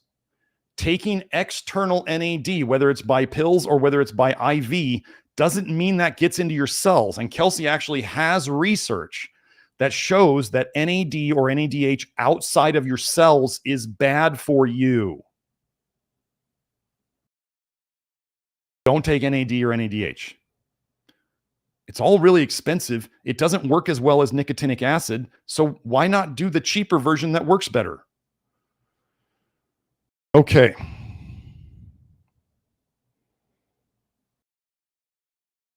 Later Nader asks, how did people in the past get adequate niacin without supplementation? They were not as toxic.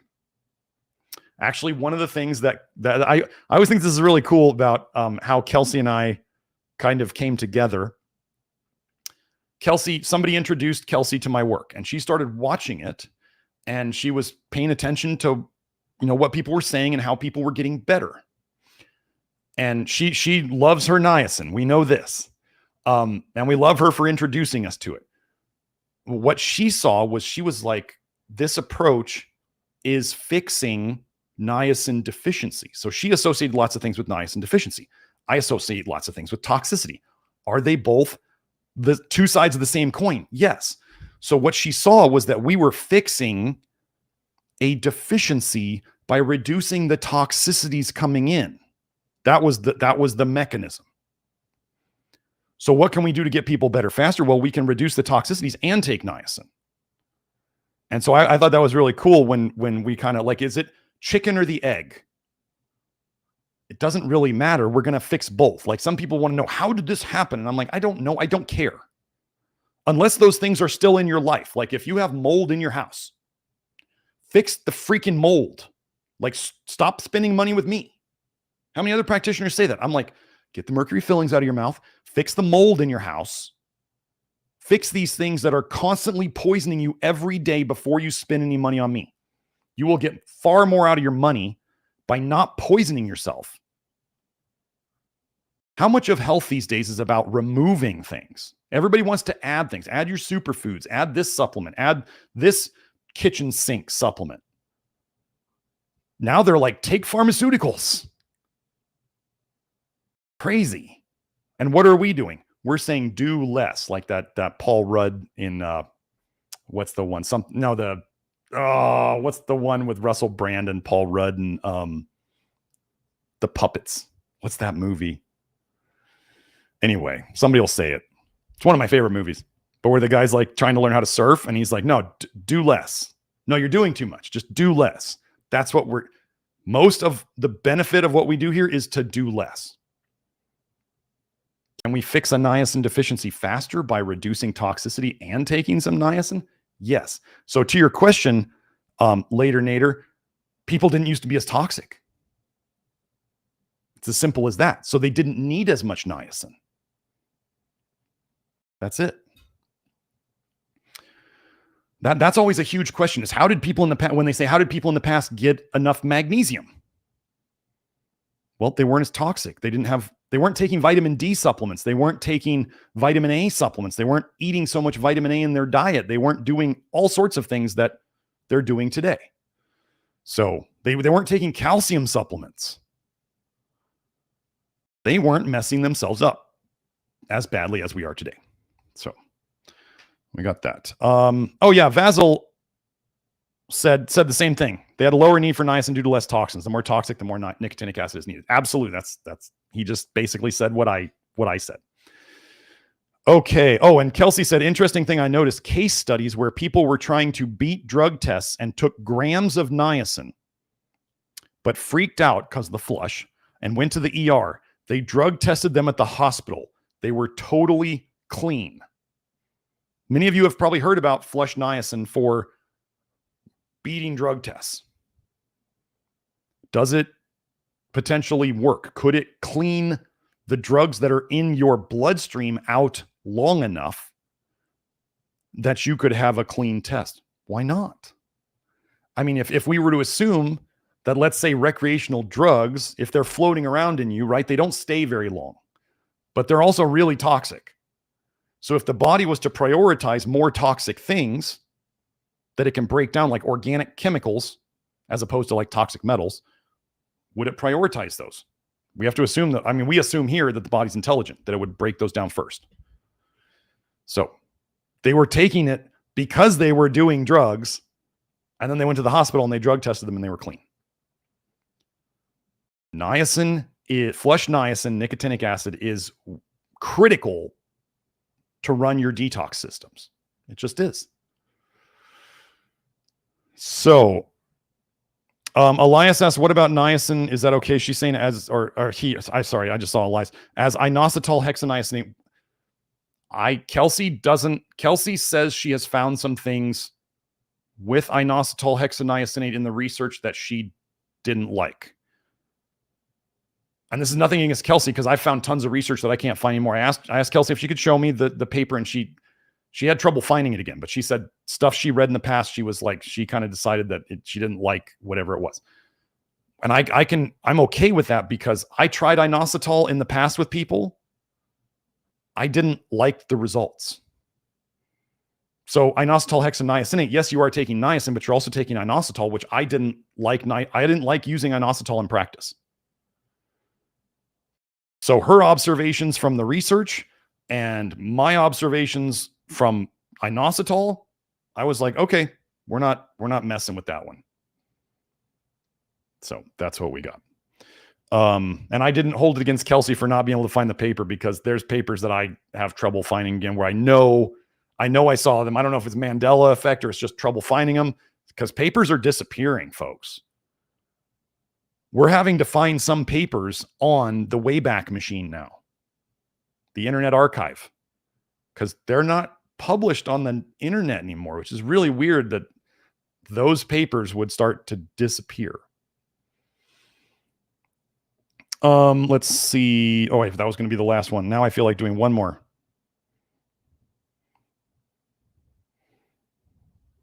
Okay, Elias asks, how to avoid copper depletion when supplementing zinc? Testing. If you're not testing, you're guessing. However, I also have the show, Joe, I did that copper show a while back about supposed copper deficiency. I don't know if you can find that one. Okay, so first of all, am I concerned about copper deficiency at all? No, not really. Could somebody take too much zinc? Yes. In most of the case studies where you see somebody was taking too much zinc and they got supposed copper deficiency, the main treatment is they have them stop taking the zinc. That's the main treatment. Stop taking what caused the problem. And if you go and you watch that episode, Joe, I don't know if you found it yet, but that episode of the copper studies on animals, there was lots of studies where they got these animals copper deficient and they had no problems. So do we need copper? We know that copper accumulates in tumors. We know that copper accumulates in neurodegenerative diseases. It accumulates in the brain. We know copper accumulates in the liver. We know that there's a lot of what I would consider psyops right now, trying to get people to drink out of copper bottles and copper cups and wear copper bracelets and wear copper clothing. I don't trust it. I don't trust it one bit. So I'll put it this way. Have I been taking 60 milligrams of zinc? This is my dose. And folks, if you don't realize that I test myself quite a bit and I watch my symptoms and I also use a form of biofeedback to assess these things. If you don't realize that I figured out my dose works for me and that may be way too much for you and you try to do what I do and it bites you in the ass, that's not my fault. Me saying what I do is not me saying you should do it. But 60 milligrams of zinc for me keeps me right where I need to be a day. Is my copper getting lower over time? Yes. Am I suffering from it? No, I don't have any copper deficiency symptoms. How low do I have to go in copper? I had a guy, his blood copper, his serum copper was 22, which is really low, really low. Did he have copper deficiency problems? No. So does copper deficiency exist? It's really weird that vitamin A toxicity and copper toxicity almost always come together, and that birth control pills raise vitamin A and copper in the blood together. So do I ever suggest people take copper at all or with zinc? No, I don't. The thing people need to do is to not be stupid with their zinc dosing, which some people do. I've seen people in the LYL in the Love Your Liver program taking obscene doses of zinc. You accumulate zinc too, folks. Like, you can accumulate it. It's going to accumulate where the copper does, but you can overdo anything. Actually, okay, Joe, let me go find here. I'm going to go find the copper episode. Give me one sec. The copper episode I want. There it is. Yeah, there's a couple copper episodes, definitely. Here, I'll just do these two. Okay.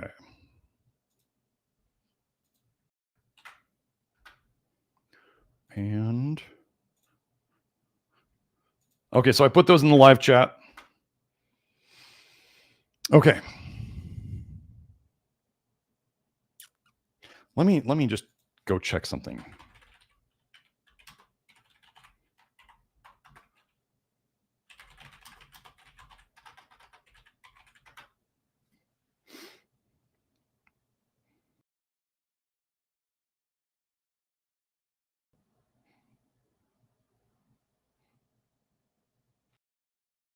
Okay.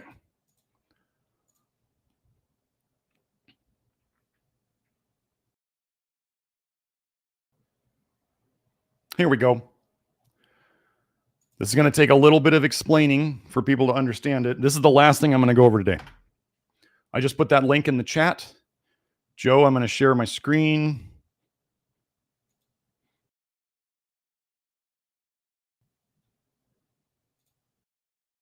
So if Elias, if you're new to this stuff, you may not understand all of this yet.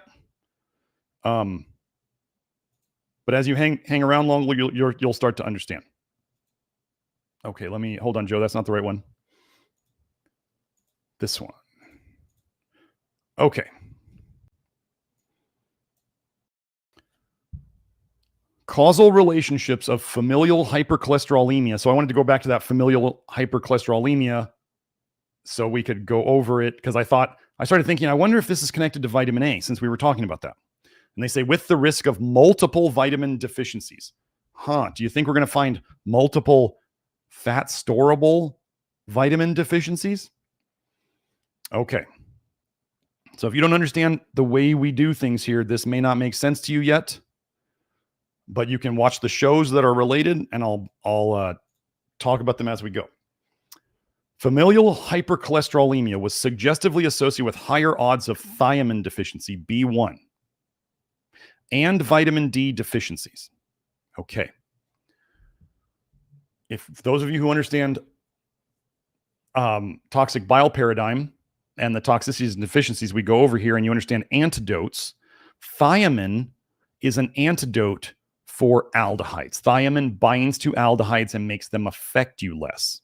It makes sense to me that if you had more aldehydes in your system all the time, you would use up your thiamine faster. I have a whole berry episode, thiamine episode. Joe, if you want to bring that up, you can go and watch that. But aldehydes are the cause of, too many aldehydes are the cause of thiamine deficiency. So if your aldehyde dehydrogenase was running slower, you would make more aldehydes and you would tend to deplete your thiamine. Okay. Vitamin D. What causes vitamin D deficiency in the body? A lack of light, sunlight or UV light. A lack of zinc. What do we need zinc to process and to protect us from? Vitamin A. A lack of magnesium. What do we need magnesium to help protect us from? Vitamin A. A lack of protein overall. Yes, if you do not eat enough protein, your vitamin D will be low. So now we're starting to look at, so people could have low vitamin D, not from a lack of it in their diet, but from those things that I just talked about. Thiamine deficiency, actually in the berry episode, I go over how it's not enough. One of the things that causes it is not enough muscle meat. What does muscle meat have in it? Protein and zinc and taurine. Okay. So that was there was that one. Hold on. I found another one on vitamin A.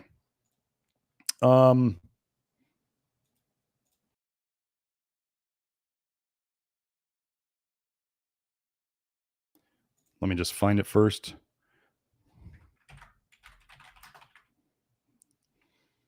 Okay, here we go.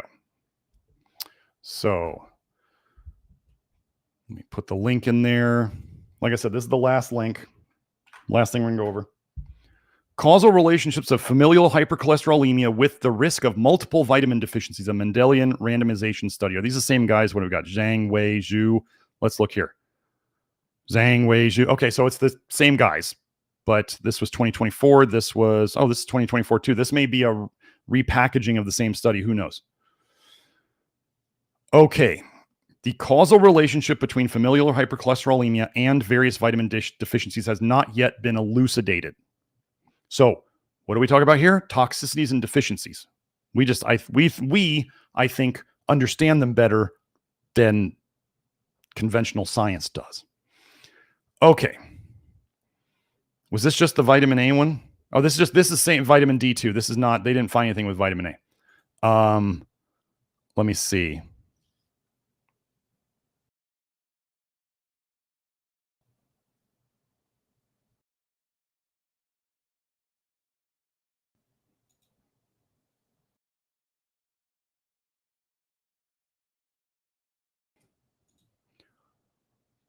Let me just see what I can, I didn't want that.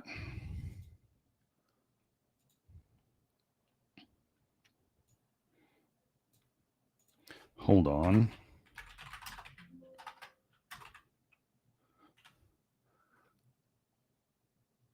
Okay.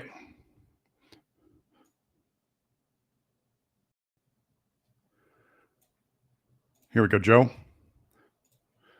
Let me get back up to the top so we can go over the paper. Familial hypercholesterolemia and its current diagnostics and treatment possibilities, a literature analysis. So let me go down to this. I went to this paper because they talked about nicotinic acid. Imagine that. So here we have nicotinic acid. Nicotinic acid inhibits lipolysis, that's the creation of fat in adipose tissue, resulting in, so nicotinic acid that you need to detox things inhibits fat. Oh, sorry, that's fat breaking down. That's lysis. That's breaking up. Sorry, I got it confused with lipogenesis. Cutting up fat in adipose tissue. Well, they say, okay, so resulting in less free fatty acids entering the liver. This is a temporary effect. This reduces the synthesis of triglyceride required for the production of LDL-C in the liver. So we are detoxing, and we are seeing the liver making less toxin binders. As very low density lipoprotein levels decrease, that's one of the worst cholesterols. Blood LDL-C levels also decrease. Again, toxin binder. They are rarely used, especially in children, due to the risk of poor tolerance. That's flushing. Myopathy, I don't think this is these things. Yeah, these are like the studies that Kelsey was talking about where they were always poorly designed. Or here's the other thing, folks. This is really important if you're out there taking flesh niacin. If you are intoxing significantly, like if you are drinking a lot of alcohol and trying to take niacin, if you are intoxing a lot, you can cause problems from the niacin. The niacin's not causing the problem. The problem is you're taking in a lot of toxin and you're taking a detox agent at the same time, creating it's a variation of what I call a detox loop. So if you decide you want to start taking high dose niacin, you better reassess the poisons you're putting in. This is very, very important. I've told the story before of where I had a night where I was dating and whatever, and I was doing the high dose niacin and I had a fair bit of alcohol. And then the next day, my eyesight was a little weird. And all I had to do was stop taking as much niacin. And I definitely needed to stop the alcohol. And then it all went away and I was better after it. A lot of the studies where they talk about niacin and they try to say it's bad are where people are already on multiple medications, multiple toxic pharmaceutical medications. So they're taking in poison and then they try to take more flush niacin to detox it. The first priority is always to stop intoxing. Then you start working on the detox, which would be like flush niacin. So there's that. Now let's go see, was this the one? No, I thought I found.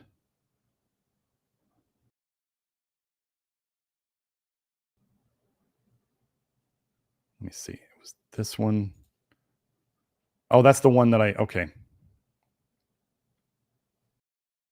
Hold on. No, that's the same paper. Okay, that's all we're going to hit on that today. But so you're going to see nutrient deficiencies, which we know nutrient deficiencies aggravate toxicities because you can't process them, you can't protect yourself from them. And yeah, so that's what we got. So let's wrap it up.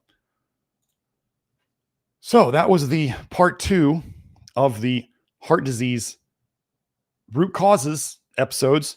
We were mainly hitting on the nutrients today. We went over the toxicities on the last episode, so go back and watch that one if you want to watch the toxicities.